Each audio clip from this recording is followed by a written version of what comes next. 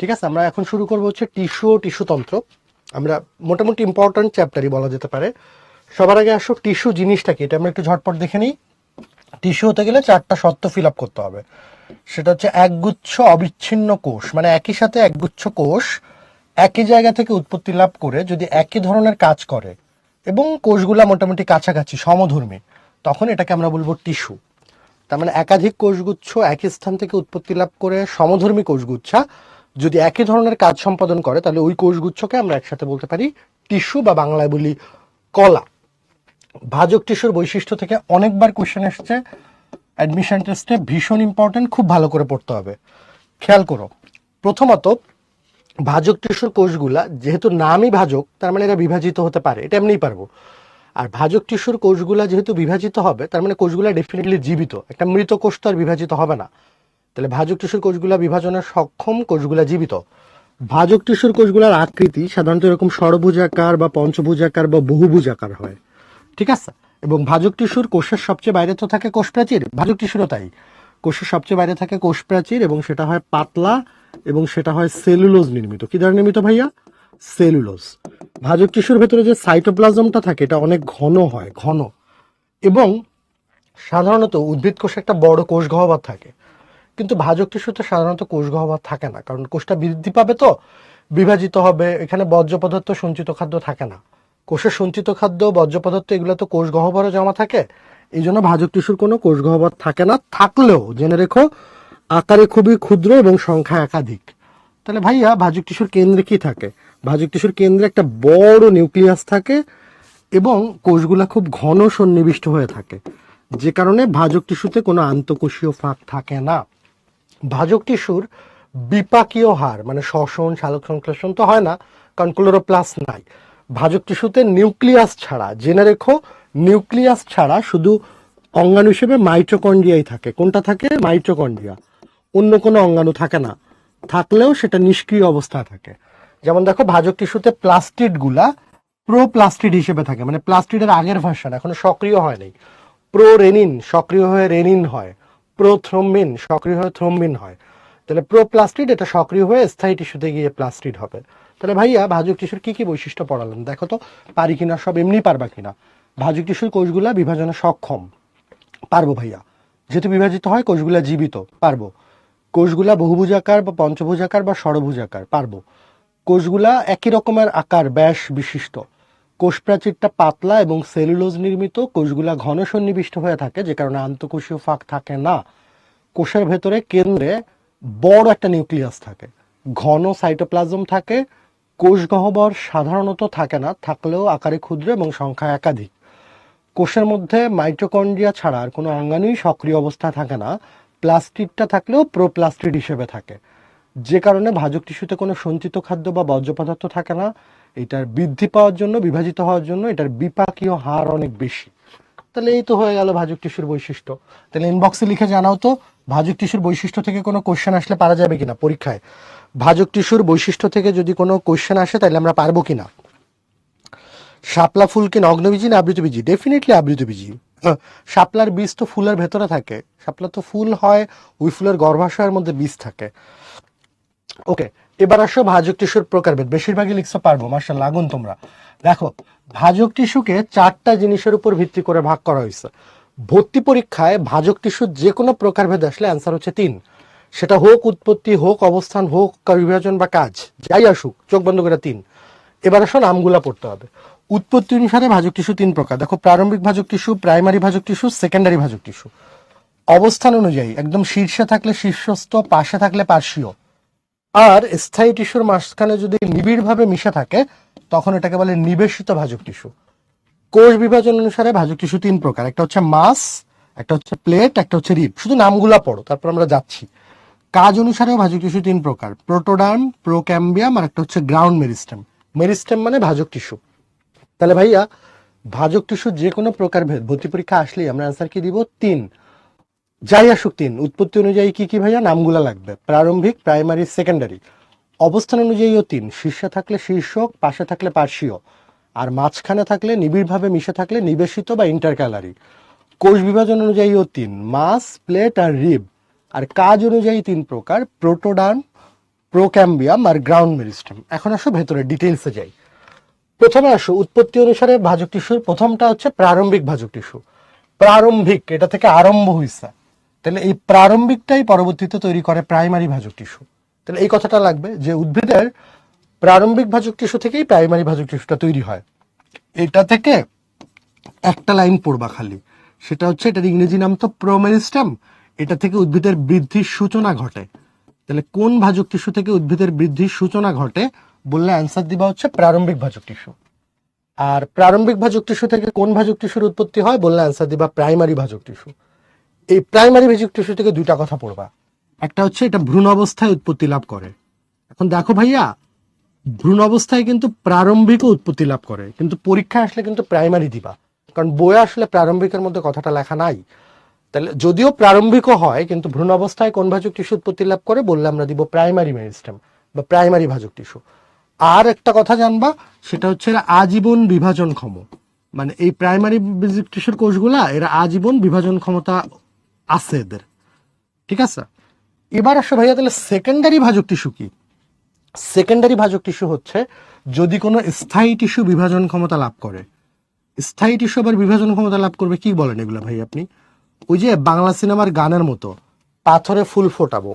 এখন বুড়া বয়সে ধরো কারো বিভাজিত হইতে মন চাইছে, বিয়ে করতে মন চাইছে, তখন এটাকে আমরা বলবো সেকেন্ডারি ভাজক টিস্যু। কেমনে কি ভাই? ধরো গাছের কাণ্ডে বাকলে স্থায়ী টিস্যু থাকে, প্যারেনকাইমা টিস্যু থাকে, তুমি দাও দিয়ে কোপ দিলে, আঘাত করলা, তাহলে ওই জায়গায় যে ক্ষত হইলো, এই ক্ষত যদি পূরণ না হয় তাহলে তো ভেতরে পোকামাকড় ঢুকবে, পানি সব বের হয়ে যাবে, গাছটা মরে যাবে। তাহলে বাধ্য হয়েই স্থায়ী টিস্যুর কোষগুলা বিভাজিত হয়ে ভাজক টিস্যুতে পরিণত হয়েছে। তাহলে যদি স্থায়ী টিস্যু থেকে মানে ভ্রূণ অবস্থার অনেক পরে যদি কোনো ভাজক টিস্যু উৎপত্তি লাভ করে, সেটাকে আমরা বলবো সেকেন্ডারি ভাজক টিস্যু। এটার উদাহরণ কি? ক্যাম্বিয়াম।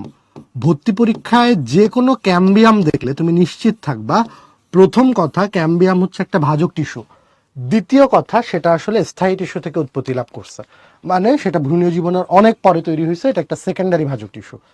তাহলে উৎপত্তি অনুসারে পড়া শেষ। কি কি লাগে ভর্তি পরীক্ষায়? প্রথম কথা, উৎপত্তি অনুসারে ভাজক টিস্যু 3 প্রকার। কি কি? দ্বিতীয় কথা, প্রারম্ভিক, প্রাইমারি এবং সেকেন্ডারি ভাজক টিস্যু। প্রারম্ভিক থেকে দুইটা কথা, এটা থেকে উদ্ভিদের বৃদ্ধির সূচনা ঘটে এবং প্রারম্ভিক ভাজক টিস্যু থেকেই প্রাইমারি ভাজক টিস্যুর উৎপত্তি হয়। তাহলে সব ধরনের টিস্যুর উৎপত্তি হয় কোন ভাজক টিস্যু থেকে বললে আনসার প্রারম্ভিক ভাজক টিস্যু। ডান ভাইয়া, পারবো ইনশাল্লাহ। প্রাথমিক ভাজক টিস্যু বা প্রাইমারি ভাজক টিস্যু, এটা ভ্রূণ অবস্থায় কথাটা দেখবো এবং আজীবন বিভাজন খাবো। সেকেন্ডারি ভাজক টিস্যুটা পরীক্ষার জন্য সবচেয়ে বেশি ইম্পর্টেন্ট। যদি স্থায়ী টিস্যু থেকে কোনো ভাজক টিস্যু উৎপত্তি লাভ করে, এটাকে বলে সেকেন্ডারি ভাজক টিস্যু। ক্যাম্বিয়াম থাকলেই পরীক্ষায় শিওর এটা সেকেন্ডারি ভাজক টিস্যু হলো। তো এবার চলে আসো অবস্থান অনুসারে। একদম শীর্ষে যে ভাজক টিস্যু থাকবে, মূল বা কাণ্ডের শীর্ষে, তাকে বলবো শীর্ষস্থ ভাজক টিস্যু। এখান থেকে একটা কথা জানবা, সেটা হচ্ছে এটা প্রাইমারি টিস্যু। তাহলে শীর্ষস্থ ভাজক টিস্যু ভ্রূণ অবস্থায় উৎপত্তি লাভ করে, এর প্রাইমারি টিস্যু। পার্শ্বীয় ভাজক টিস্যু যদি মূল বা কাণ্ডের পাশে থাকে, তাহলে এটাকে বলবা পার্শ্বীয় ভাজক টিস্যু। পার্শ্বীয় ভাজক টিস্যু মনে রাখবা ভাইয়া ক্লাসে শিখাইছিল, এটা সেকেন্ডারি ভাজক টিস্যু। তাহলে মাত্রই পড়াইছি সেকেন্ডারি ভাজক টিস্যুর উদাহরণ হচ্ছে ক্যাম্বিয়াম। তাহলে ভর্তি পরীক্ষায় দিন দুনিয়ার যত ক্যাম্বিয়াম আছে, ক্যাম্বিয়াম ওয়ার্ডটা থাকলেই মনে রাখবা এরা হচ্ছে একই সাথে সেকেন্ডারি ভাজক টিস্যু এবং একই সাথে পার্শ্বীয় ভাজক টিস্যু, কারণ পার্শ্বীয় ভাজক টিস্যু উৎপত্তি অনুযায়ী সেকেন্ডারি ভাজক টিস্যু। তাহলে ক্যাম্বিয়াম থাকলেই যে কোনো ধরনের ক্যাম্বিয়াম সেকেন্ডারি এবং পার্শ্বীয় ভাজক টিস্যু। শীর্ষস্থ ভাজক টিস্যুর বিভাজনের ফলে উদ্ভিদের দৈর্ঘ্য বৃদ্ধি পাবে। পার্শ্বীয় ভাজক টিস্যুর বিভাজনের ফলে উদ্ভিদ মোটা হবে, গৌণ বৃদ্ধি বলি এটাকে আমরা, সেকেন্ডারি বৃদ্ধি। তাহলে মোটা হওয়া হচ্ছে সেকেন্ডারি বৃদ্ধি। নিবেশিত বা ইন্টারক্যালারি ভাজক টিস্যু কি জিনিস? দুইটা স্থায়ী টিস্যুর মাঝখানে থাকবে, এটাকে আমরা বলছি ইন্টারক্যালারি বা স্থায়ী টিস্যু মধ্য বা নিবিড় ভাজক টিস্যু, নিবেশিত ভাজক টিস্যু। ঠিক আছে, এটা কই থাকবে? এটা থাকবে পত্রমূলে। পত্রমূলে মানে ওই যে পর্ব যেখান থেকে পাতাটা উৎপত্তি লাভ করবে, পর্ব বা মধ্য পর্বের গোড়ায় বা পর্বসন্ধির নিচে। জিনিসগুলো আমি আগেও একটু বলেছি, বাট আবার একটু বলে দিই। তোমরা জানো কাণ্ডের যে জায়গা থেকে পাতা উৎপত্তি লাভ করবে এই জায়গাটাকে আমরা বলছি পর্ব। তাহলে এখানে একটা পর্ব, এখানে আর একটা পর্ব, তাহলে এই দুইটা পর্বের মাঝখানের জায়গাটাকে আমরা বলি মধ্য পর্ব বা পর্ব মধ্য। এই পাশে একটা পাতা, এই পাশে একটা পাতা, তাহলে মুখোমুখি দুইটা পর্ব যদি আসে, এই দুইটা পর্বের মাঝখানে জায়গাটাকে আমরা বলতে পারি পর্ব সন্ধি। এখন তোমার তো এত ডিটেইলস লাগবে না, তুমি মাথায় রেখো এই যে পাতা পর্ব এই টাইপের জিনিস থাকলেই পরীক্ষায় দিয়ে আসবা ইন্টারক্যালারি বা নিবেশিত ভাজক টিস্যু।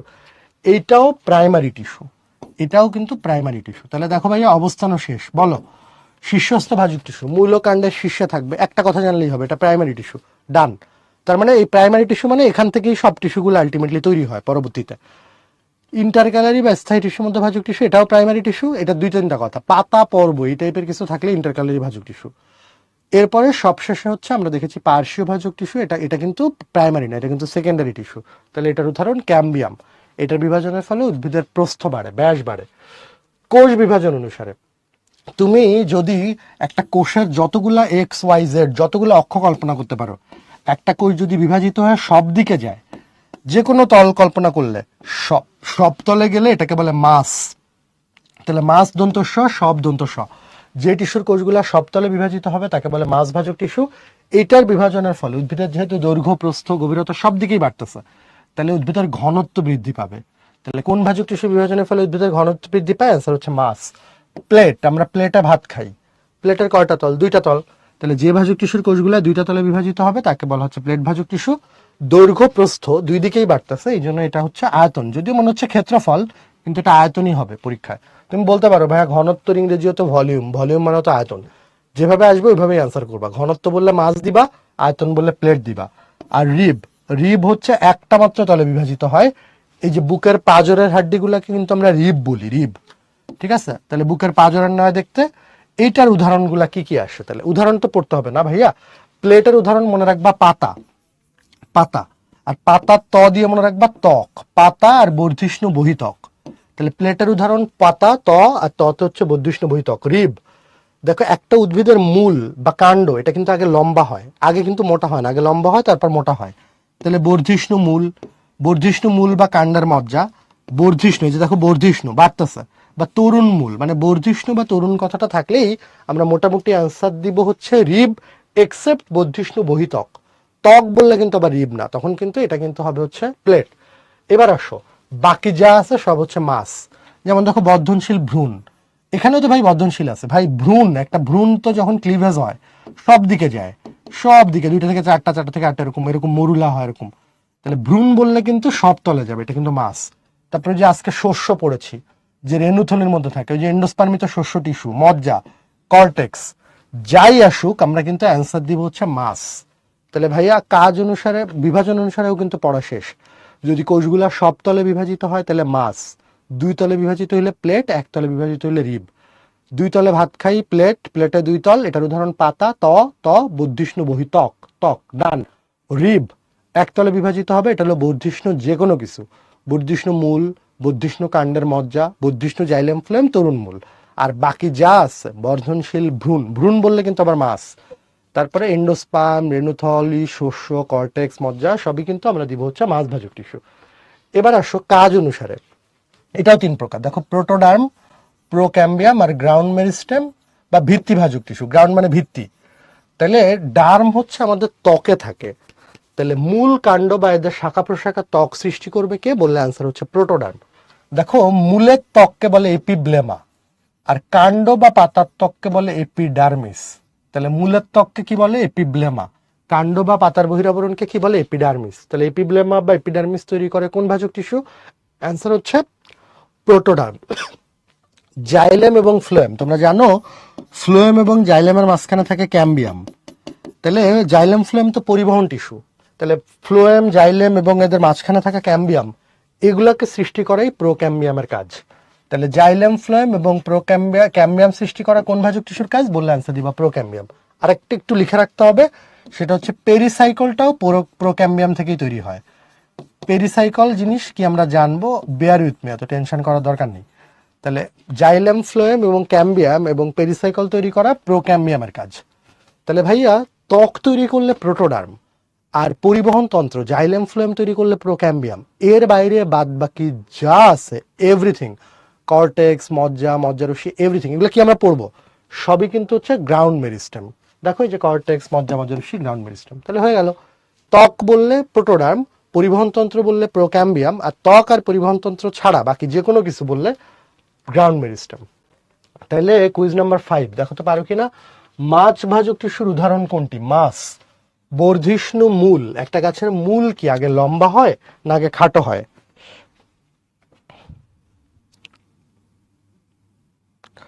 আচ্ছা, একজন লিখছো মেরিস্টেম কি? মেরিস্টেম হচ্ছে ভাজক টিস্যু, রায়ান লিখছো। মেরিস্টেমের বাংলা হচ্ছে ভাজক টিস্যু, আর প্রোক্যাম্বিয়াম এটা হচ্ছে কাজ অনুসারে ভাজক টিস্যুর একটা প্রকারভেদ। যে ভাজক টিস্যু উদ্ভিদের পরিবহন টিস্যু মানে জাইলেম ফ্লোয়েমের তৈরির সাথে সম্পৃক্ত, তৈরি করে, তাদেরকে আমরা বলছি প্রোক্যাম্বিয়াম। প্রোক্যাম্বিয়াম। তাহলে ভাইয়া মাছ ভাজক টিস্যুর উদাহরণ কি? দেখো তো, পাতা তোর প্লেট, এটা হচ্ছে না। কাণ্ডের মজ্জা রশ্মি, এটা কিন্তু রিব, মজ্জা রশ্মি কিন্তু রিব, বুঝছো? রশ্মি কিন্তু রিব, রশ্মি রিব, এভাবে মনে রেখো, রশ্মি থাকলে রিব। আর বর্ধিষ্ণুমূল এটাও কিন্তু হচ্ছে রিব, এটাও রিব। তাহলে এটা কিন্তু হচ্ছে প্লেট। তাহলে এটার অ্যান্সার কিন্তু ছিল রেণুথলি। ওই যে রেণুথলি, শস্য, এগুলা কিন্তু হচ্ছে সব মাছ। স্থায়ী টিস্যুর বৈশিষ্ট্য ঠিক ভাজক টিস্যুর উল্টা, একেবারেই কমন সেন্স। দেখো, স্থায়ী টিস্যুর কোষগুলা বিভাজনে সক্ষম। স্থায়ী টিস্যুর কোষ প্রাচীর, ওটা ছিল পাতলা, এটা পুরু। এটার নিউক্লিয়াস, ওটা ছিল বড়, এটা ছোট। এটাতে কিন্তু দেখো বড় কোষ গহ্বর থাকে, ভাজক টিস্যুতে কিন্তু সাধারণত কোষ গহ্বর ছিল না। স্থায়ী টিস্যুতে সাধারণত, সবসময় না, সাধারণত আন্তঃকোষীয় ফাঁক থাকে, ঠিক আছে? ভাজক টিস্যুতে কিন্তু ছিল না। এই স্থায়ী টিস্যুতে দুই ধরনের কোষ দেখা যায়, একটা হচ্ছে জীবিত আর একটা হচ্ছে বিবাহিত, সরি মৃত। তাহলে স্থায়ী টিস্যুতে কয় ধরনের কোষ দেখা যায়? একটা হচ্ছে জীবিত আর একটা হচ্ছে মৃত, দুই ধরনের, জীবিত মৃত দুইটাই থাকে। ভাজক টিস্যুর সবই জীবিত, স্থায়ী টিস্যুর কিছু জীবিত কিছু মৃত। ভাজক টিস্যুতে বিপাকীয় হার অনেক বেশি ছিল, কিন্তু স্থায়ী টিস্যুর বিপাকীয় হার অনেকটা কম। আর স্থায়ী টিস্যুর কোষ প্রাচীর যেহেতু পুরু, সুতরাং কোথাও বেশি কোথাও কম, এরকম নকশার মতো হয়ে যায়। তাহলে কোষ প্রাচীরের নকশা দেখা যায় কোনটার? বললে অ্যান্সার দিব স্থায়ী টিস্যু। স্থায়ী টিস্যুর তিনটা প্রকারভেদ আছে। সরল টিস্যু, যেটা কোষগুলো সব একই রকম। জটিল টিস্যু, যেখানে বিভিন্ন ধরনের কোষ। আরেকটা হচ্ছে ক্ষরণকারী টিস্যু। তাহলে ভাইয়া সরল টিস্যু আবার তিন প্রকার: প্যারেনকাইমা, কোলেনকাইমা আর স্ক্লেরেনকাইমা। তোমরা সবাই নাম শুনছো। জটিল টিস্যু আবার দুই প্রকার, পরিবহন টিস্যু, জটিল টিস্যু, জাইলেম আর ফ্লোয়েম। মনে রাখবা, ভাইয়া শিখাইছিল জাইলেম হচ্ছে জল পরিবহন করে, জল। তাইলে জল তো পানি, বা পানির অপর নাম জীবন, জীবন। তাহলে পানি বা জীবন বা জল, মূল দিয়ে শোষণকৃত পানি উদ্ভিদের সব জায়গায় পৌঁছায় দিবে কে? জাইলেম। খাদ্য ইংরেজি কি? ফুড। তাহলে মনে রাখবা ফ্লোয়েম ফুড। তাহলে পাতায় তৈরিকৃত খাদ্য উদ্ভিদের বিভিন্ন জায়গায় সরবরাহ করবে কোন টিস্যু? Phloem tissue. জাইলেম, যেটা ইনিশিয়ালি আগে আগে তৈরি হবে, এটা প্রাইমারি জাইলেম। যেটা এখান থেকে তৈরি হবে সেটা সেকেন্ডারি জাইলেম। প্রাইমারি জাইলেমের পরে হবে সেকেন্ডারি জাইলেম। শুরুতে প্রাইমারি জাইলেম, পরে সেকেন্ডারি জাইলেম। ফ্লোয়েম একই রকম, দুই প্রকার, শুরুতে প্রাইমারি ফ্লোয়েম, পরে সেকেন্ডারি ফ্লোয়েম। আর ক্ষরণকারী টিস্যু আবার দুই প্রকার, একটা হচ্ছে তরুক্ষীর টিস্যু আর একটা হচ্ছে গ্রন্থি টিস্যু। তরুক্ষীর হচ্ছে যে রাবার, যেটা সাদা এক ধরনের আঠালো পদার্থ ক্ষরণ করলে এটাকে আমরা বলি তরুক্ষীর টিস্যু। ভাইয়া গ্রন্থি টিস্যু উদ্ভিদের কি দরকার? গ্রন্থি তো পরিপাকের জন্য লাগে। লাগে। অনেক উদ্ভিদ আছে পতঙ্গ ধরে ধরে সরাসরি খেয়ে ফেলে। তাহলে যে উদ্ভিদ, ওই যে দেখবা যে পাতার উপরে পোকামাকড় পড়লে টুস করে খায় ফেলছে। তাহলে যে উদ্ভিদগুলো এরকম পতঙ্গভোগী, এদের পরিপাকের জন্য যে এনজাইমগুলো লাগে, এগুলাই যে গ্রন্থি টিস্যু থেকে থাকে। তাহলে ভাজক টিস্যুর প্রকারভেদ তো সবই পড়াইছিলাম তিন। স্থায়ী টিস্যুতেও দেখো, আমরা স্থায়ী টিস্যুর প্রকারভেদও কিন্তু তিন: সরল টিস্যু, জটিল টিস্যু আর ক্ষরণকারী বা নিঃস্রাবী টিস্যু। সরল টিস্যুও তিন: প্যারেনকাইমা, কোলেনকাইমা, স্ক্লেরেনকাইমা। আর জটিল টিস্যু হলো তিন না, দুই: জাইলেম আর ফ্লোয়েম। প্রত্যেকটা আবার দুই দুই: primary xylem, primary phloem, secondary xylem, secondary phloem. আর ক্ষরণকারী টিস্যু দুই প্রকার: তরুক্ষীর টিস্যু আর গ্রন্থি টিস্যু। প্যারেনকাইমা, কোলেনকাইমা, স্ক্লেরেনকাইমা থেকে খুব ভাইটাল কিছু তথ্য লাগবে। সেটা হচ্ছে, মনে রাখবা ভাইয়া বলছিল প্যারেনকাইমার প্রাণ আছে। তাহলে প্যারেনকাইমা হচ্ছে জীবিত, লিভিং সেল। প্যারেনকাইমার কোষগুলার মধ্যে আন্তঃকোষীয় ফাঁক থাকে, খুবই জরুরি কথা। প্যারেনকাইমার কোষগুলার মধ্যে আন্তঃকোষীয় ফাঁক থাকে, ঠিক আছে? থাকে, জানতে হবে, না জানলে হবে না। প্যারেনকাইমার কোষগুলার কোষ প্রাচীরটা হলো পাতলা, এই যে দেখো থিন, এবং এটা সেলুলোজ দ্বারা নির্মিত। তাহলে তোমরা মনে করবা ভাইয়া স্থায়ী টিস্যু তো পুরু পড়াইছেন। হ্যাঁ রে ভাই, পুরু। ভাজক টিস্যুর চেয়ে পুরু, কিন্তু বাকিগুলার চেয়ে পাতলা, এই জন্য পাতলা বলতেছি, মানে এই কোলেনকাইমার বা স্ক্লেরেনকাইমার চেয়ে পাতলা। তাহলে ভাইয়া প্যারেনকাইমার কোন কোন তথ্য না জানলেই নয়। প্রথম কথা, প্যারেনকাইমা জীবিত কোষ। দ্বিতীয় কথা, এটার কোষ প্রাচীর পাতলা এবং সমভাবে পুরু, সব জায়গায় সমান, এবং সেলুলোজ নির্মিত, যে কারণে এদের মধ্যে এই যে আন্তঃকোষীয় ফাঁক থাকে। এই তিনটা কথা জানতে হবে। প্যারেনকাইমার কোষের মধ্যে যদি ক্লোরোপ্লাস্ট থাকে, এবং যদি না থাকে, অধিকাংশ প্যারেনকাইমা কোষের মধ্যেই ক্লোরোপ্লাস্ট থাকে। প্যারেনকাইমার মধ্যে ক্লোরোপ্লাস্ট থাকলে এটাকে আমরা বলি ক্লোরেনকাইমা। ক্লোরেনকাইমা। আর পাতার ক্লোরেনকাইমাকে বলে মেজোফিল টিস্যু। তোমরা অনেক জায়গায় নাম শুনবা মেজোফিল। তাহলে পাতার প্যারেনকাইমা টিস্যুর মধ্যে ক্লোরোপ্লাস্ট থাকলে তাদেরকে বলে ক্লোরেনকাইমা, আর পাতার ক্লোরেনকাইমাকে আমরা বলি মেজোফিল টিস্যু। প্যারেনকাইমার মধ্যে এয়ারও থাকতে পারে, বাতাস, তখন এদেরকে আমরা বলি অ্যারেনকাইমা। অ্যারেনকাইমা থাকে জলজ উদ্ভিদে, যেমন কচুরিপানায়। তোমরা দেখছো না সবাই কচুরিপানা? কচুরিপানা পানিতে ভাসে না ডুবে? ভাসে। কেন ভাসে? বাতাস থাকে। কোথায় বাতাস থাকে? অ্যারেনকাইমাতে।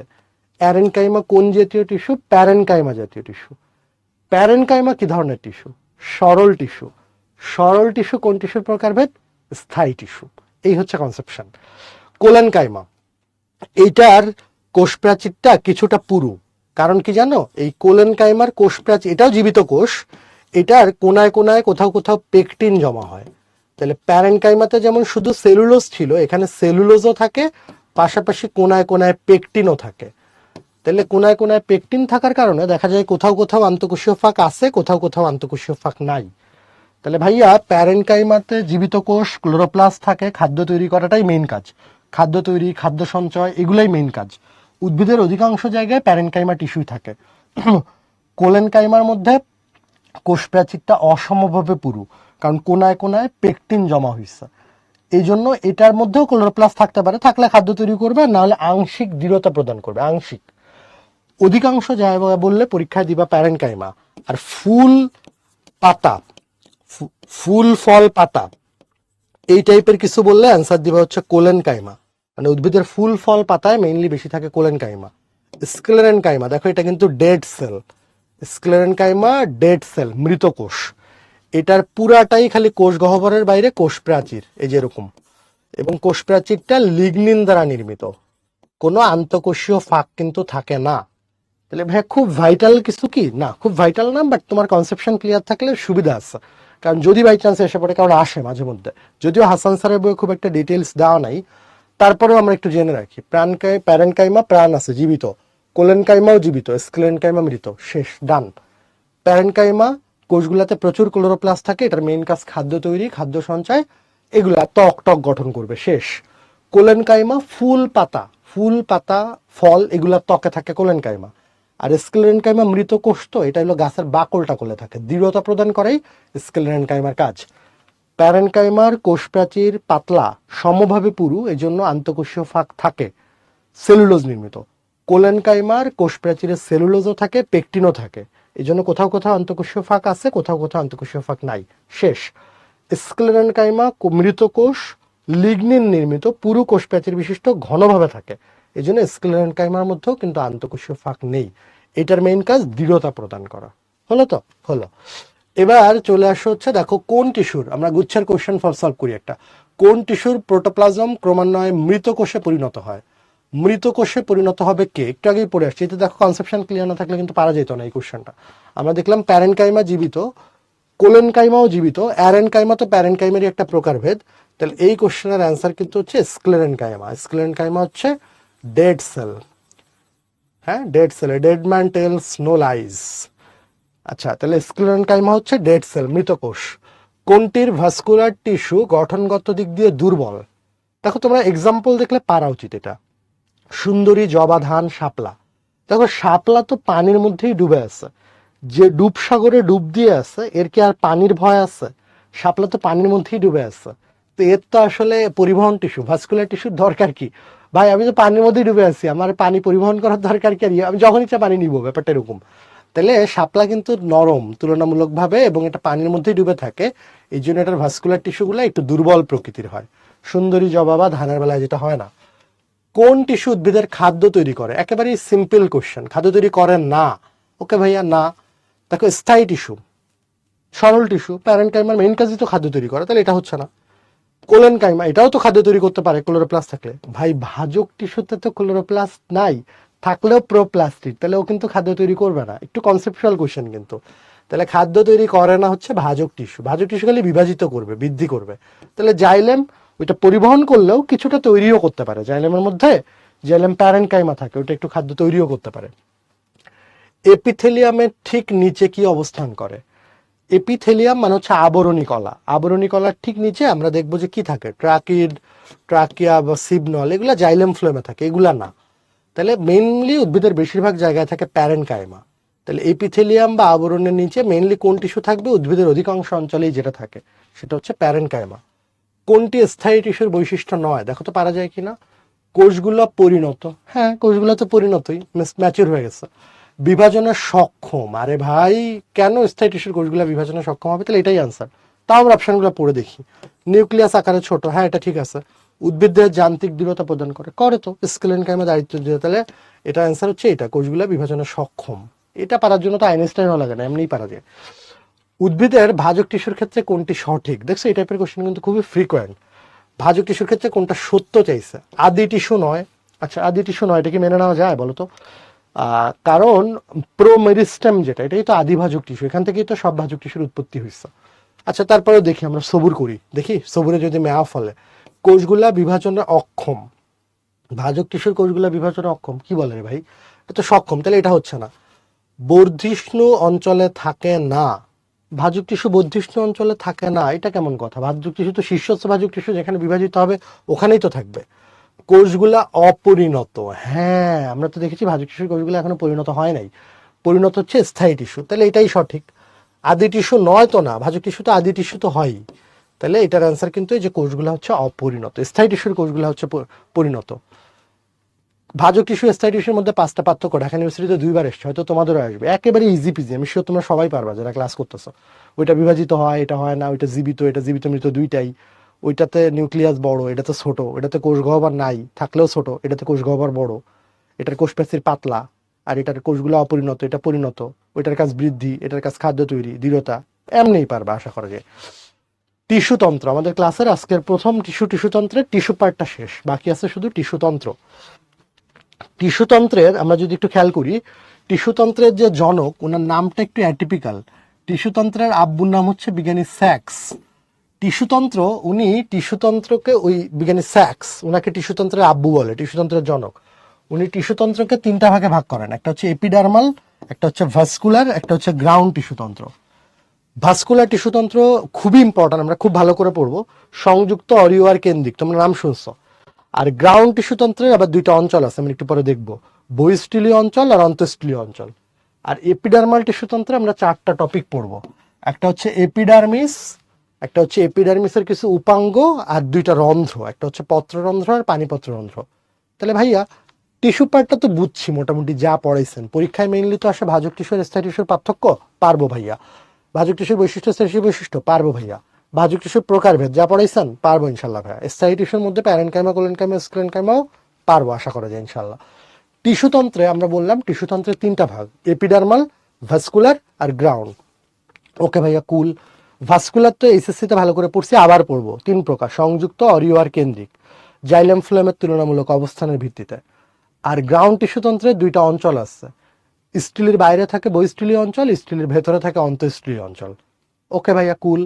এপিডার্মাল টিস্যুতন্ত্র থেকে আমরা কি পড়বো? একটা পড়বো এপিডার্মিস, একটা হচ্ছে এপিডার্মিসের কিছু উপবৃদ্ধি, আর হচ্ছে 2টা রন্ধ্র, যেটা দিয়ে পত্ররন্ধ্র পানি বাষ্প আকারে বেরোবে, আর একটা হচ্ছে পানি পত্ররন্ধ্র, যেটা দিয়ে পানি তরল আকারে বেরোবে। ওকে ভাইয়া দেখি, আসো ভেতরে আগাও। প্রথমে আসো এপিডার্মিস। এপিডার্মিস হচ্ছে কাণ্ড বা পাতার ত্বক। এটা সাধারণত এক সারি প্যারেনকাইমা কোষ নিয়ে গঠিত, তাহলে এক কথাটা লাগবে। এপিডার্মিস সাধারণত কয় সারি কোষ নিয়ে গঠিত? এক। কিন্তু কিছু রেয়ার উদ্ভিদ আছে যাদের ত্বক একাধিক সারির কোষ নিয়ে গঠিত, যেমন দেখো করবীর পাতায় 3 সারির কোষ থাকে। তাহলে ভাই কিভাবে মনে রাখবো যদি ভর্তি পরীক্ষা আসে যে নিচের কোন উদ্ভিদের ত্বক একাধিক সারির কোষ বিশিষ্ট? এটা মনে রাখার একটা নেমোনিক্স আছে। এপিডার্মিস অধিকাংশ বেলায় এক স্তর, কিন্তু একাধিক সারি কোনগুলা, যদি এই কোশ্চেন বাই চান্স এসে পড়ে, তাহলে এটা মনে রাখার একটা নেমোনিক্স হচ্ছে রাখিব আপন করে। ঠিক আছে, খুব রোমান্টিক একটা নেমোনিক্স, রাখিব আপন করে। ঠিক আছে, রাখিব আপন করে। ওকে ভাইয়া দেখি কোনটা থেকে। রতে হচ্ছে রাবার, রতে হচ্ছে রাবার, রাবার। খেতে হচ্ছে খেজুর, খেজুর ইংরেজি date, only date you are having in your life right now, খেজুর ডেট। বতে হচ্ছে বট, অতে হচ্ছে অশ্বত্থ, অশ্বত্থ বা আরেকটা মনে রাখবা অর্কিড, অশ্বত্থ বা অর্কিড। পতে হচ্ছে পাকুড়, পাকুড়। আর কোরেতে হচ্ছে করবি, করবী বানানে 3টা অ্যালফাবেট, এটার কোষগুলা ত্বকে 3 সারি কোষ নিয়ে গঠিত, প্লাস পাশে মনে রাখবা মরুজ উদ্ভিদের মূল, মরুজ উদ্ভিদের মূল একাধিক সারির কোষ নিয়ে গঠিত। তাহলে কি পড়ালেন ভাইয়া, জিনিসটা কি পড়ালাম? অধিকাংশ উদ্ভিদের বেলায় ত্বক বা এপিডার্মিস এক সারি প্যারেনকাইমা কোষ নিয়ে গঠিত। কোনগুলার ত্বক একাধিক সারির কোষ নিয়ে গঠিত? মনে রাখা নেমোনিক্স, রাখিব আপন করে, রাবার, খেজুর, বট, অশ্বত্থ আর অর্কিড, পাকুড়, আপনে অশ্বত্থ, অর্কিড আর পাকুড়, আর কোরেতে করবী, করবীর পাতার 3 সারি কোষ। আর মরুজ উদ্ভিদের মূলও তোমার একাধিক সারির কোষ থাকে। তাহলে হয়ে গেল, দেখো এটা পড়ে ফেললাম। এই যে মরুজ উদ্ভিদের মূল, বট, অশ্বত্থ, পাকুড়। আমি আরো কিছু এক্সট্রা অন্য রাইটারের বইয়ের তথ্য বলে দিছি। বিশেষ কোষ সরিষা, তোমরা নিশ্চয়ই জানো, হয়তো সরিষা ইংরেজি মাস্টার্ড, যারা জানো না জেনে নাও। সরিষা গোত্রের উদ্ভিদের পাতার ত্বকে থাকে মাইরোসিন। তাহলে মাস্টার্ড মাইরোসিন এভাবে পড়লে মনে থাকবে, মাস্টার্ড সরিষা, ওটাতে থাকে মাইরোসিন কোষ। ঘাস, কিছু ঘাস এবং নলকাগড়ায় কর্ক এবং সিলিকা কোষ থাকে। তোমরা মনে রেখো এমনি, ঘাস দন্তস্ব, সিলিকা শুরুতে দন্তস্ব। তাহলে সিলিকা কোষ দেখতে পাওয়া যায় কোথায়? ঘাস আর নলখাগড়া। নলখাগড়া তো ঘাসের মতোই। পাতার ত্বকে দেখো বুলিফর্ম কোষ থাকে। বুলিফর্ম, বুলি করা মানে পচানো, মনে রাখবা অভাগাদেরকে বুলি করে। ভাইয়া পড়াইছিল অভাগা যারা তাদেরকে বুলি করে সবাই, পচায় রে, তোর দিকে কিচ্ছু হবে না রে। আচ্ছা, অভাগাদেরকে বুলি করে। অতে হচ্ছে আখ, ভতে হচ্ছে ভুট্টা, আর গতে হচ্ছে গম। তাহলে আমাকে বলো বুলিফর্ম কোষ পাবা কই? কাদের শরীরে বুলিফর্ম কোষ? অভাগা, আখ, ভুট্টা আর গম, এগুলাতে বুলিফর্ম কোষ পাবা। ওকে ভাইয়া, হলো। এপিডার্মিস নিয়ে এতটুকু জানলেই হবে। এখন আসো এপিডার্মিসের উপাঙ্গ। দেখো প্রথমে আসছে রোম বা ট্রাইকোম, ঠিক আছে? যদি ত্বকের কোষ পরিবর্তিত হয়ে যায় তখন এটাকে আমরা রোম বা ট্রাইকোম বলি। দেখো যদি এরকম এক কোষই হয় তাহলে এটাকে আমরা বলবো মূল লোম। মূল লোমটা সর্বদাই হয় এক কোষী এবং এটার বাইরে কোনো কিউটিকলের আবরণ থাকে না। দেখো মূলে যদি কিউটিকলের আবরণ থাকতো তাহলে পানি পরিশোষণ তো ব্যাহত হতো। পার্কে যে মানুষকে দেখবা যে সবাই কাণ্ডের উপর যে শিল্প চর্চা করবে, উমুক প্লাস তমুক, কারো দেখছো মূলে যে গুতাগুতি করতে? করে না কিন্তু।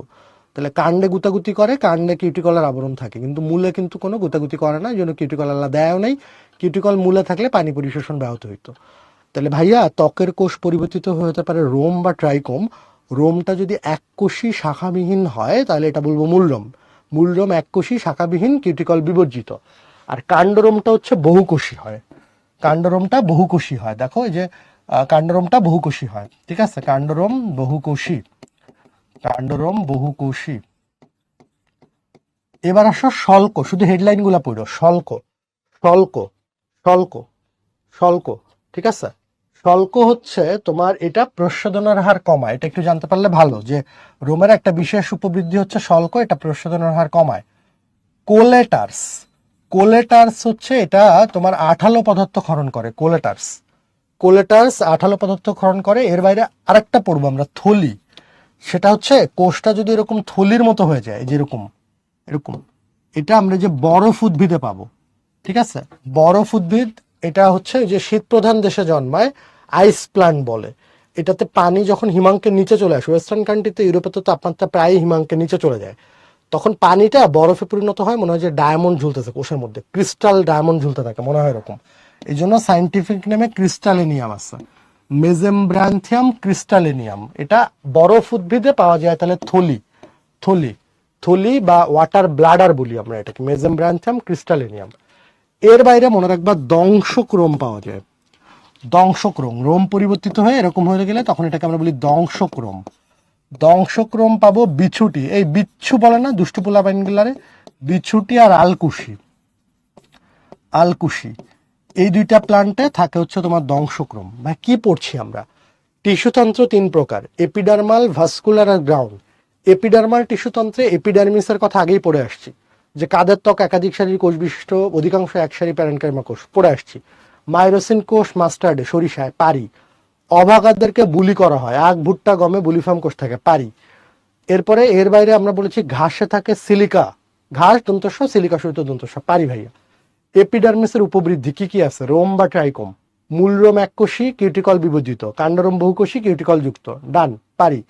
ত্বকের কোষ পরিবর্তিত হয়ে হতে পারে শল্ক, যেটা প্রস্বেদনের হার কমায়। ত্বকের কোষ পরিবর্তিত হতে পারে কোলেটার্স যেটা আঠালো পদার্থ ক্ষরণ করে, বা গ্রন্থিরোম বলে এটাকে। দংশক্রম, যেটা আঠালো বিষাক্ত পদার্থ ক্ষরণ করবে, গবাদি পশু একবার খেলে আর খাবে না, গায়ে লাগলে চুলকায়, বিছুটি, আলকুশি, মানে খাড়া খাড়া দংশক্রম থাকে, বিষাক্ত পদার্থ নিঃসরণ করে। থলি পাওয়া যাবে কোথায়? পানি বরফে পরিণত হবে, বরফ উদ্ভিদ, বৈজ্ঞানিক নাম কি? মেজেমব্রান্থিয়াম ক্রিস্টালিনিয়াম। পত্ররন্ধ্র, উদ্ভিদের সাহিত্যত্বও পড়বে, এখানে জাস্ট একটু দেখে নেই। পাতা এরকম অর্ধচন্দ্রাকৃতির কোষ থাকে যাদেরকে আমরা বলি রক্ষী কোষ বা গার্ড সেল। রক্ষী কোষ দুইটার মাঝখানে যে ফাঁকা জায়গা থাকে এটাকেই আমরা বলি পত্ররন্ধ্র বা স্টোমাটা। রক্ষী কোষে একটা বড় নিউক্লিয়াস থাকে, অনেকগুলা ক্লোরোপ্লাস্ট থাকে, ঘন সাইটোপ্লাজম থাকে। আর রক্ষী কোষগুলাকে ঘিরে যে কোষগুলা থাকে পাশে, এদেরকে আমরা বলি সহকারী কোষ। কি বলি ভাইয়া? সাধারণত রক্ষী কোষের বাইরে 2 থেকে 4টার মতো সহকারী কোষ থাকে। তাহলে দেখো তো হয়েই গেল। পত্ররন্ধ্রে পাতার মধ্যে আমরা দেখছি পাতা কাটলে এরকম 2টা অর্ধচন্দ্রাকৃতি রক্ষী কোষ থাকে।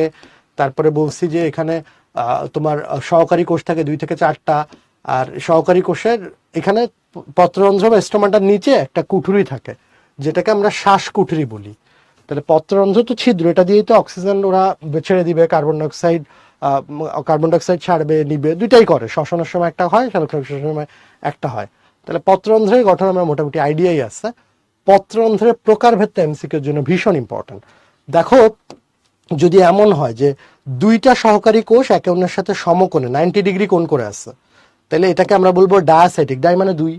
2টা সহকারী কোষ যদি একটা একটা প্যারালাল মানে সমান্তরালে থাকে, এটাকে বলে প্যারাসাইটিক। কি বলে ভাইয়া? প্যারাসাইটিক। 2টা, তাহলে এখানেও 2টা, এখানেও 2টা, কিন্তু এটা সমকোণে, এটা সমান্তরালে। যদি 3টা কোষ থাকে, 2টা এক সাইজের আর একটা ছোট, মানে 3টার সাইজ মিলবে না, অ্যানাইসো মানে অসমান, এটা হচ্ছে অ্যানাইসোসাইটিক। যদি 4টা থাকে এটাকে বলবা টেট্রাসাইটিক। আর যদি অনেকগুলা থাকে তখন এটাকে বলবা অ্যাক্টিনোসাইটিক। অ্যাক্টিনো মানে অনেকগুলা। আর কোনোভাবেই সহকারী কোষকে যদি ত্বকীয় কোষ থেকে আলাদা করা না যায়, তখন এটাকে আমরা বলি অ্যানোমোসাইটিক। অ্যানোমোসাইটিক, আমরা ওই যে গ্রুপে অ্যানোমোনাস পোস্ট দাও না তোমরা মাঝে মধ্যে, অ্যানোমোসাইটিক। অ্যানোমোনাস মানে আইডি নাই, অ্যানোমোনাস বুঝতেছি না কে দিচ্ছে। তাহলে কি কি পড়ালাম ভাইয়া? যদি 2টা সহকারী কোষ থাকে সমকোণে একে অন্যের সাথে, এটা হচ্ছে ডায়াসাইটিক। যদি 2টা সহকারী কোষ একে অন্যের সাথে সমান্তরালে থাকে, সেটা হচ্ছে প্যারাসাইটিক। 3টা কোষ থাকবে, 2টা বড় একটা ছোট, মানে অসমান 3টা কোষ থাকলে অ্যানাইসোসাইটিক। 4টা থাকলে টেট্রাসাইটিক, অনেকগুলা থাকলে অ্যাক্টিনোসাইটিক। কোনোভাবেই ত্বকীয় কোষ থেকে পৃথকযোগ্য না হলে সেটা হচ্ছে অ্যানোমোসাইটিক। হলো তো ভাইয়া? এটার এক্সাম্পল গুলা আবুল হাসান স্যারের বইয়ে নাই, আজমল আলিম স্যারের বই আছে, যদি কেউ পড়তে পারো ভীষণ ভালো, খুব ভালো। ডায়াসাইটিক, আচ্ছা প্রথমে আসে অ্যানোমোসাইটিক। অ্যানোমোসাইটিকের উদাহরণ হচ্ছে নয়নতারা। নয়নতারা আর কুমড়া। মনে রাখবা ভাইয়া ক্লাসে বলছিল, যদি কারো খালি চোখ দেখা যায়, ধরো কেউ মাস্ক পরে খালি চোখটা বের করে রাখছে, বা ধরো বোরকা পরে হিজাব পরে আবার সাথে ধরো নিকাব পরে রাখছে, তাহলে খালি চোখ দেখলে তো আমরা বুঝতে পারবো না কে, অ্যানোমোনাস থেকে যাবে। তাহলে নয়নতারা, খালি নয়ন দেখলে তার নয়ন দেখে তাকে বুঝবো না সে কে, তাহলে অ্যানোমোনাস থাকবে। ওকে ভাইয়া, হলো। কুমড়া, কুমড়া ফুল বাজারে বিক্রি হয়, পুরুষগুলা, জীবনের কোনো দাম নাই, এগুলা সারা জীবনে অ্যানোমোনাস থেকে গেল, এদের কোনো পরিচয় হলো না।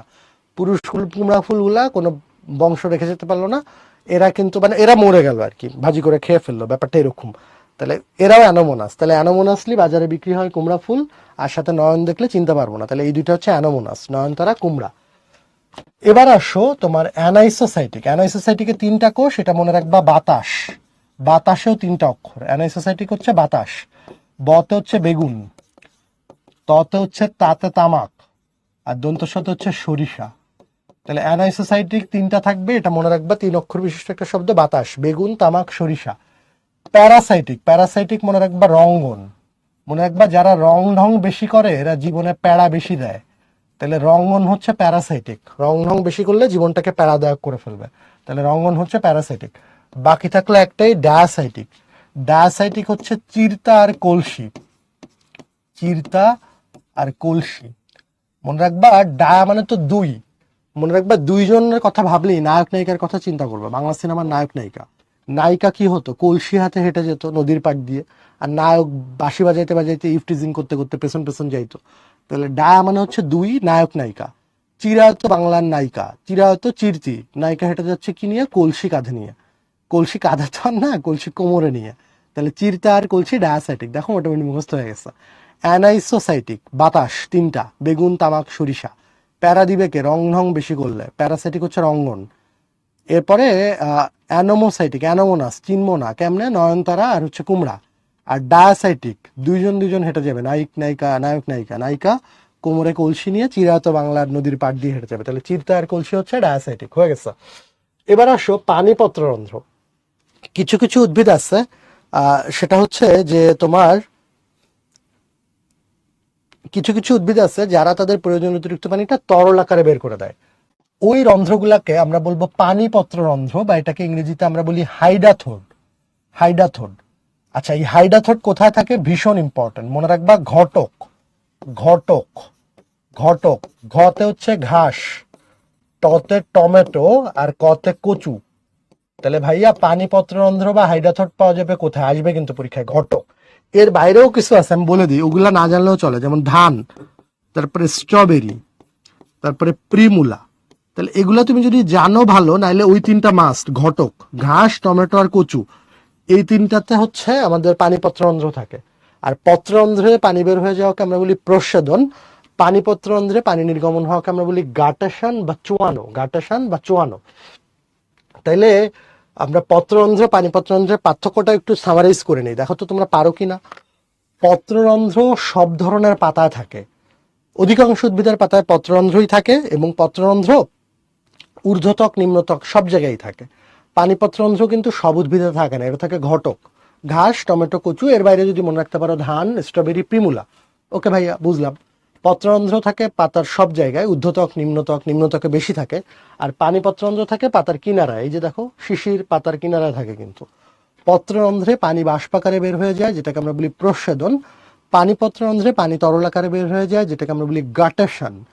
পত্ররন্ধ্রে পানি যেহেতু বাষ্পাকারে বের হবে, এটার সাথে খনিজ লবণের মুক্তি ঘটবে না, পানি বাষ্পাকারে গেলে খনিজ লবণ যাবে না। পানি পত্ররন্ধ্রে পানি তরল আকারে যাবে, তাহলে এটার সাথে খনিজ লবণের মুক্তিও ঘটবে। পত্ররন্ধ্র রক্ষীকোষ দ্বারা নিয়ন্ত্রণশীল, রক্ষীকোষ থাকে, কিন্তু পানি পত্ররন্ধ্রে রক্ষীকোষ থাকে না, পানি পত্ররন্ধ্রে থাকে এপিথেলিয়াম বা এপিথেম। তাহলে পানি পত্ররন্ধ্রে কি থাকে ভাইয়া, এপিথেলিয়াম বা এপিথেম, এপিথেম। আচ্ছা ভাইয়া, পত্ররন্ধ্রে পানি নির্গমন হবে কখন, দিনের বেলায় সূর্যের আলো পড়বে, পানি বাষ্পাকারে উড়ে চলে যাবে। পানি পত্ররন্ধ্রে পানি নির্গমন হবে কখন, রাতের বেলা। সকালবেলায় পায়ের উপরে ঘাসের শিশির লাগবে, দুপুর বেলায় ঘাসের উপর পা ঘষাঘষি করলে লাভ আছে, লাভ নাই তো। তাহলে পানি পত্ররন্ধ্রে পানি নির্গমন হয় হচ্ছে রাতের বেলায়, শেষ রাতে বেশি হয়।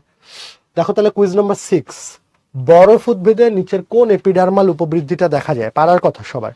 বরফ উদ্ভিদের নিচের কোন এপিডার্মাল উপবৃদ্ধিটা দেখা যায়, বরফ উদ্ভিদ। এপিব্লেমা হচ্ছে মূলের আবরণ, কে জানি কোশ্চেন করছে, এপিব্লেমা হচ্ছে মূলের আবরণ। সবুজ লিখছো কখন শেষ হবে, সবুজ শেষ হয়ে যাবে তো ভাইয়া, আমাদের ক্লাসই তো 10:30 পর্যন্ত, শেষ করে ফেলবো তার আগেই ইনশাল্লাহ, চেষ্টা করব। আচ্ছা, বরফ উদ্ভিদ আমরা জানি ওটার মধ্যে থলি থাকে, থলির মধ্যে পানিটা বরফে পরিণত হয়, এই জন্যই ওটাকে আমরা বলছি বরফ উদ্ভিদ।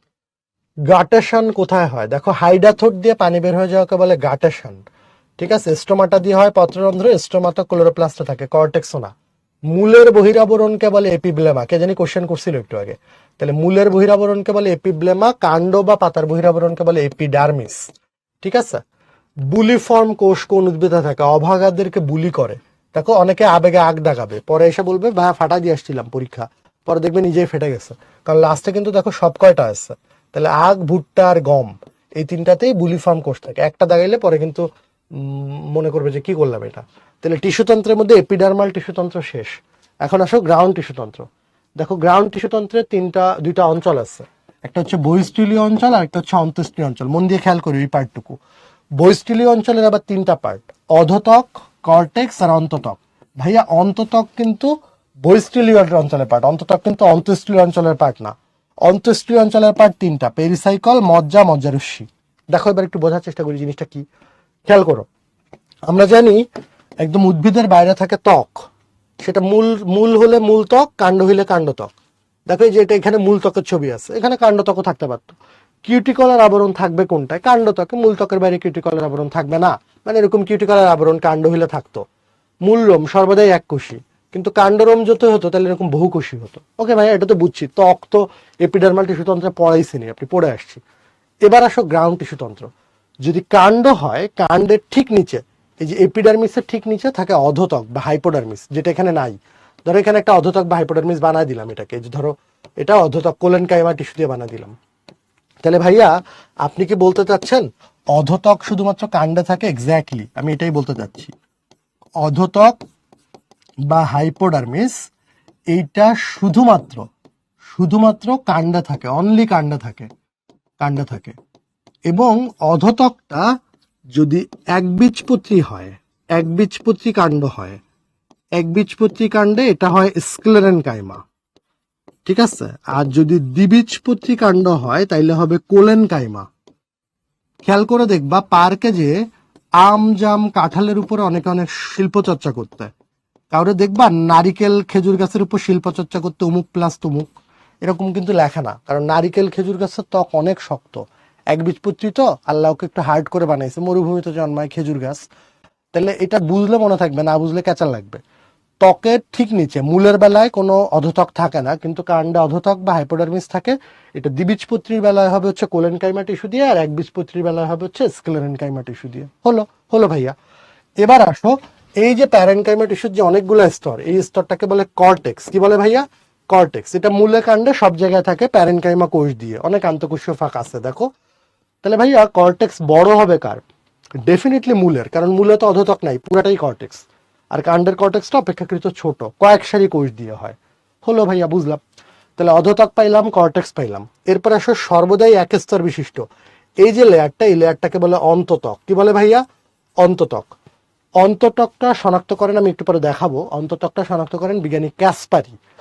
ওই ক্যাসপারির নাম অনুযায়ী এটাকে বলে ক্যাসপিরিয়ান স্ট্রিপ। ধরো সামি কোশ্চেন করতেছে, সামি যদি অন্ততক শনাক্ত করতো তাহলে এটা নাম দিয়ে দিত সামিয়ান স্ট্রিপ। তাহলে অন্ততক শনাক্ত করছে বিজ্ঞানী ক্যাসপারি, ক্যাসপারির নাম অনুযায়ী এটাকে বলে ক্যাসপিরিয়ান স্ট্রিপ। অন্ততকের কোষগুলা ব্যারেল, পাইপের মতো। তাহলে ভাইয়া মূলের অন্ততক দিয়ে পানি ঢুকবে কেমনে? এই জন্য আল্লাহ কিছু পাতলা প্রাচীর বিশিষ্ট কোষ দিয়ে দিছে মূলের অন্ততকে, যেগুলাকে বলে প্যাসেজ কোষ। তাহলে ভাইয়া প্যাসেজ কোষ দেখতে পাবো কোথায়? অ্যান্সার হচ্ছে মূলের অন্ততকে, মূলের অন্ততকে। এর বাইরে দ্বিবীজপত্রী উদ্ভিদের কাণ্ডে এখানে প্রচুর শ্বেতসার জমা থাকে, ওটাকে বলে শ্বেতসার আবরণ বা স্টার্চ শীট। তাহলে অন্ততক থেকে 4টা কথা বলবো। প্রথম কথা, অন্ততক সর্বদাই এক স্তর, এটা না জানলে হবে না। মূলের অন্ততকে ক্যাসপিরিয়ান স্ট্রিপ থাকে, ওখানে লিগনিন সুবেরিন জমে ক্যাসপিরিয়ান স্ট্রিপ হয়। ক্যাসপারির নাম অনুযায়ী ক্যাসপিরিয়ান স্ট্রিপ। যেহেতু এটার মধ্যে আন্তঃকোষীয় ফাঁক নাই, তাই পানি যাওয়ার জন্য এটার মধ্যে কি কোষ থাকে? প্যাসেজ কোষ থাকে মূলে, প্যাসেজ কোষ বা পারণ কোষ, ঠিক আছে? মূলের অন্ততকে থাকে। আর দ্বিবীজপত্রী উদ্ভিদের কাণ্ডের অন্ততকে শ্বেতসার কণা জমে, এটাকে আমরা বলি শ্বেতসার আবরণ বা স্টার্চ শীট। ডান। অন্ততক বাঁধের মতো কাজ করে, ড্যাম, বাঁধের মতো। কারণ যেহেতু আন্তঃকোষীয় ফাঁক নাই, খালি নির্দিষ্ট জায়গা দিয়ে পানি যেতে পারে, এই জন্য এটা ড্যাম, বাঁধের মতো কাজ করে। ইন্ডিয়া যেমন বাঁধ খুলে দেয়, একটা নির্দিষ্ট জায়গা খুলে দেয়, ওই যে ওরকম। আচ্ছা, অন্ততকের ঠিক নিচে এক স্তর বিশিষ্ট হতে পারে, মূলের বেলা এক স্তর কিন্তু কাণ্ডের বেলা একাধিক স্তর, এটাকে আমরা বলি পেরিসাইকল। একদম কেন্দ্রে যে প্যারেনকাইমা টিস্যু, এটাকে আমরা বলি মজ্জা। আর এটা একটা দেখো জাইলেমের বান্ডেল, এটা ধরো একটা ফ্লোয়েমের বান্ডেল, এই দুইটার মাঝখানে যে প্যারেনকাইমা টিস্যু থাকে এটাকে আমরা বলি মজ্জা রশ্মি। কি বলি ভাইয়া? মজ্জা রশ্মি। তাহলে দেখো তো গ্রাউন্ড টিস্যু তন্ত্রের 6টা অংশ, খেয়াল করো। অধতক, কর্টেক্স, অন্ততক, পেরিসাইকল, মজ্জা, মজ্জারশ্মি। জাইলেম ফ্লোয়েম তো ভাস্কুলার টিস্যু তন্ত্রের মধ্যে যাবে, গ্রাউন্ড টিস্যু তন্ত্রের মধ্যে আসবে না। এই যে পেরিসাইকল থেকে শুরু করে কেন্দ্র পর্যন্ত এই অংশকে বলে স্টিলি। কি বলে ভাইয়া? স্টিলি। তাহলে ছবি দেখে দেখে বলো স্টিলির বাইরে কি কি আছে। দেখো তো, অধতক, কর্টেক্স, অন্ততক। তাহলে বহিঃস্থলীয় অঞ্চলের অংশ 3টা, অধতক, কর্টেক্স আর অন্ততক। আর অন্তঃস্থলীয় অঞ্চলের অংশ 3টা, পেরিসাইকল, মজ্জা, মজ্জারশ্মি। দেখো তো গ্রাউন্ড টিস্যু তন্ত্র ক্লিয়ার হয়েছে কিনা? গ্রাউন্ড টিস্যু তন্ত্রকে 2টা অঞ্চলে ভাগ করা যায়, বহিঃস্থলীয় অঞ্চল, অন্তঃস্থলীয় অঞ্চল। বহিঃস্থলীয় অঞ্চলের অংশ 3টা, অধতক, কর্টেক্স আর অন্ততক। আর অন্তঃস্থলীয় অঞ্চলের অংশ 3টা, পেরিসাইকল, মজ্জা, মজ্জারশ্মি। এই তো, এটাই তো পড়ে আসছি দেখো। এই যে অধতক, কর্টেক্স, অন্ততক হচ্ছে বহিঃস্থলীয়, পেরিসাইকল, মজ্জা, মজ্জারশ্মি এটা হচ্ছে অন্তঃস্থলীয়। তাহলে দেখো কি কি পড়ছো। অধতক সব পারো মোটামুটি। দেখো তোমরা, অধতক সাধারণত কাণ্ডে থাকে, মূলে থাকে না। দ্বিবীজপত্রীতে হচ্ছে কোলেনকাইমা, আর একবীজপত্রীতে হচ্ছে স্ক্লেরেনকাইমা। যেহেতু এরা পুরু টিস্যু, এরা দৃঢ়তা প্রদান করে, এদের মেইন কাজ। কর্টেক্স, এটা কিন্তু মেইনলি প্যারেনকাইমা টিস্যু। মূলের কর্টেক্সটা বড়, বহু স্তর, কারণ মূলে তো অধতক নাই। কাণ্ডের কর্টেক্সটা দেখো কয়েক স্তর, কাণ্ড কয়েক স্তর। আচ্ছা, মূলের কর্টেক্সের মেইন কাজ হচ্ছে পানীয় খাদ্য সঞ্চয় করা, ঠিক আছে? পানীয় খাদ্য সঞ্চয়ই মূলের কর্টেক্সের প্রধান কাজ। আর কাণ্ডের কর্টেক্স পানীয় খাদ্য সঞ্চয় তো করবেই, পাশাপাশি একটু সালোক সংশ্লেষণও করবে। মূলত আর সালোক সংশ্লেষণ হবে না, সূর্যের আলো তো পৌঁছায় না। তাহলে কর্টেক্সের মেইন কাজ পানীয় খাদ্য সঞ্চয়, মূলেরটা এটাই করে, কাণ্ডটা পাশাপাশি একটু সালোক সংশ্লেষণও করে। অন্ততক ভীষণ ইম্পর্টেন্ট, দেখো এটা থাকে হচ্ছে মূলে আর দ্বিবীজপত্রী কাণ্ডে, কারণ একবীজপত্রী উদ্ভিদের কাণ্ডে কিছু থাকে না, একটু পরে দেখবা। অন্ততক এই যে ক্যাসপেরিয়ান স্ট্রিপ থাকে মূলে, খুবই ইম্পর্টেন্ট, ঠিক আছে। মূলের ক্যাসপেরি শনাক্ত করেন, এই জন্য ক্যাসপেরিয়ান স্ট্রিপ। পাতলা প্রাচীর বিশিষ্ট কোষগুলোকে বলে প্যাসেজ সেল বা পারণ কোষ, মূলের অন্ততকে থাকে। আর দ্বিবীজপত্রী উদ্ভিদের কাণ্ডের মূলের অন্ততকে থাকে শ্বেতসার আবরণ বা স্টার শীত। আর মূলের এই যে মূলচাপ ড্যাম বাঁধের মতো কাজ করে, এই যে দেখো অন্ততক ড্যামের বাঁধের মতো কাজ করে এবং চাপ নিয়ন্ত্রণ করে, এই তো পড়ে এসছি আমরা। পেরিসাইকল, এটা অন্ততকের নিচে থাকে, ভাস্কুলার বান্ডেলের বাইরে থাকে, মূলের বেলায় হইলে এক, কাণ্ডের বেলায় হইলে একাধিক, ঠিক আছে।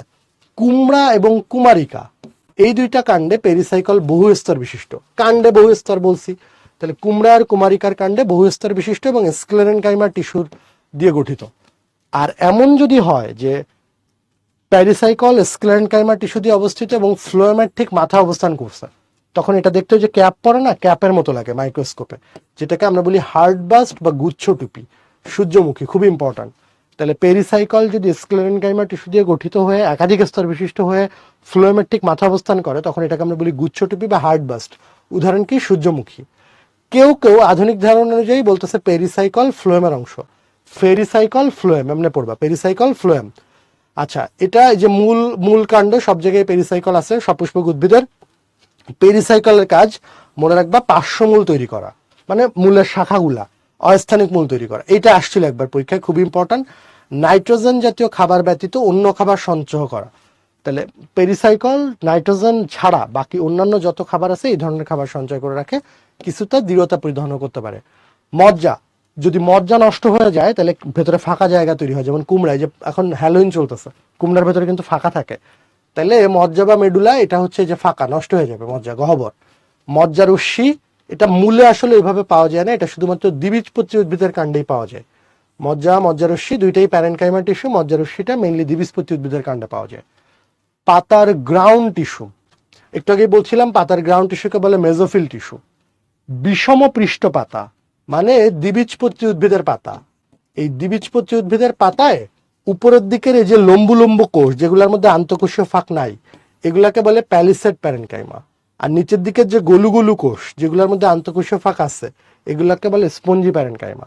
তাহলে কনসেপশনটা কি, স্থায়ী টিস্যুর সরল টিস্যুর একটা প্রকারভেদ হচ্ছে প্যারেনকাইমা। প্যারেনকাইমার মধ্যে ক্লোরোপ্লাস্ট থাকলে এটাকে বলে ক্লোরেনকাইমা।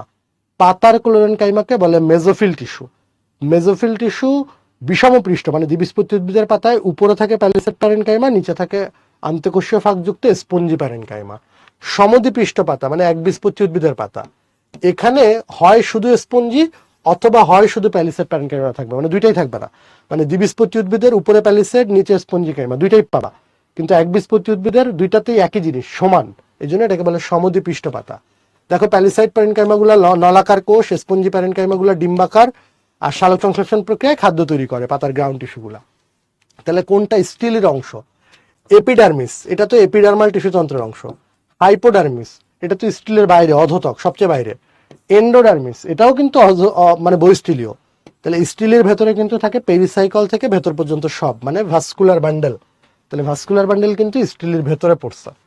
পাতার গ্রাউন্ড টিস্যুকে কি বলে, খুব ইম্পর্টেন্ট কোশ্চেন, পাতার গ্রাউন্ড টিস্যুকে বলে মেজোফিল, মাত্র পড়ে আসছি। তাহলে বাকিগুলা কিন্তু হচ্ছে না। জাইলেম এবং ফ্লোয়েম, এটার প্রকারভেদ বললে অ্যান্সার 2, কিন্তু জাইলেম ও ফ্লোয়েমের উপাদান যদি বলে তাহলে অ্যান্সার হচ্ছে 4। দেখো ট্রাকিড, ভেসেল, মনে রাখবে যে নগ্নবীজী উদ্ভিদের ভাই নাই বলছিলাম, নগ্নবীজী উদ্ভিদের কিন্তু ভেসেল নাই। তাহলে নগ্নবীজী উদ্ভিদের প্রধান উপাদান কি, ট্রাকিড।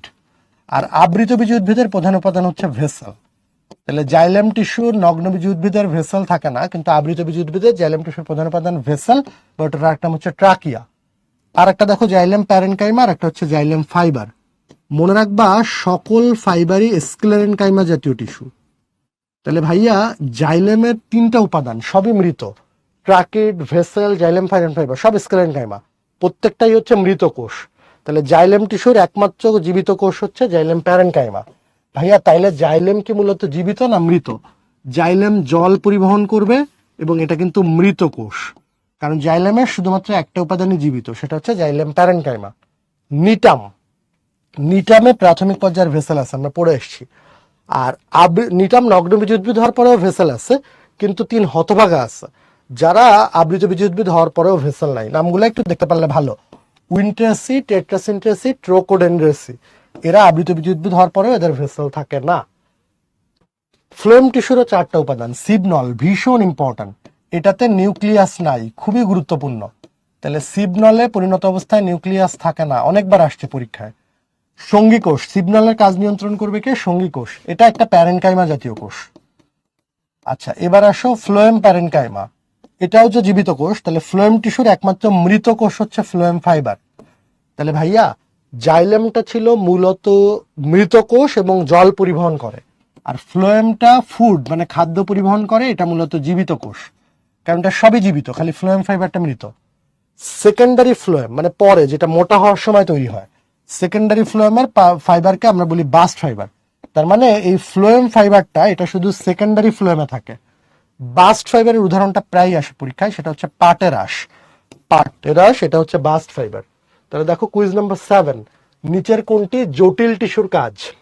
জটিল টিস্যুর কাজ, জটিল টিস্যু মানে কিন্তু জাইলেম ফ্লোয়েম, মানে এটা কিন্তু স্থায়ী টিস্যুর একটা প্রকারভেদ। জটিল টিস্যু মানে কিন্তু হচ্ছে জাইলেম ফ্লোয়েম। এটা কি হবে? খাদ্য পরিবহন হবে, খাদ্য সংশ্লেষ করবে, খাদ্য সঞ্চয় করবে, তরল পদার্থ ক্ষরণ করবে।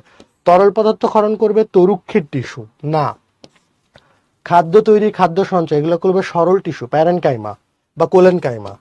তাহলে জটিল টিস্যুর কাজ হচ্ছে, জাইলেম আর ফ্লোয়েমের কাজ হচ্ছে খাদ্য এবং পানি পরিবহন, মানে মূলত ফ্লোয়েমটাই খাদ্য পরিবহন করে। তাহলে জটিল টিস্যুর কাজ হচ্ছে খাদ্য পরিবহন। ভাস্কুলার বান্ডেলের প্রকারভেদ তোমরা অনেক পড়ছো জীবনে, খুবই সহজ, জাস্ট একটু রিভাইজ করে নাও। 3 প্রকার, সংযুক্ত, অরীয় আর কেন্দ্রিক। মন দিয়ে খেয়াল করো নেক্সট 2 মিনিট।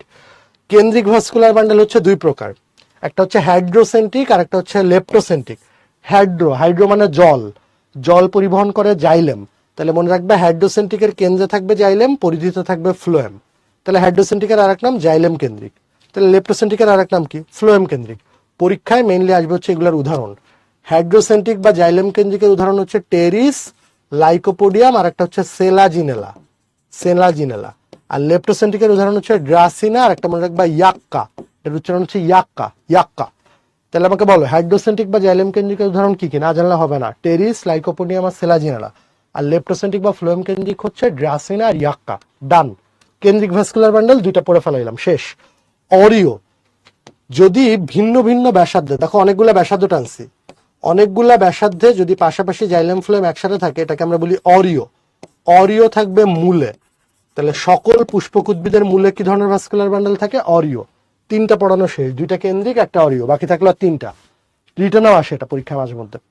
যদি এমন হয় বাইরের দিকে ফ্লোয়েম, ভেতরে জাইলেম, এটাকে আমরা বলি সমপার্শ্বীয়, পাশাপাশি 2টা আছে।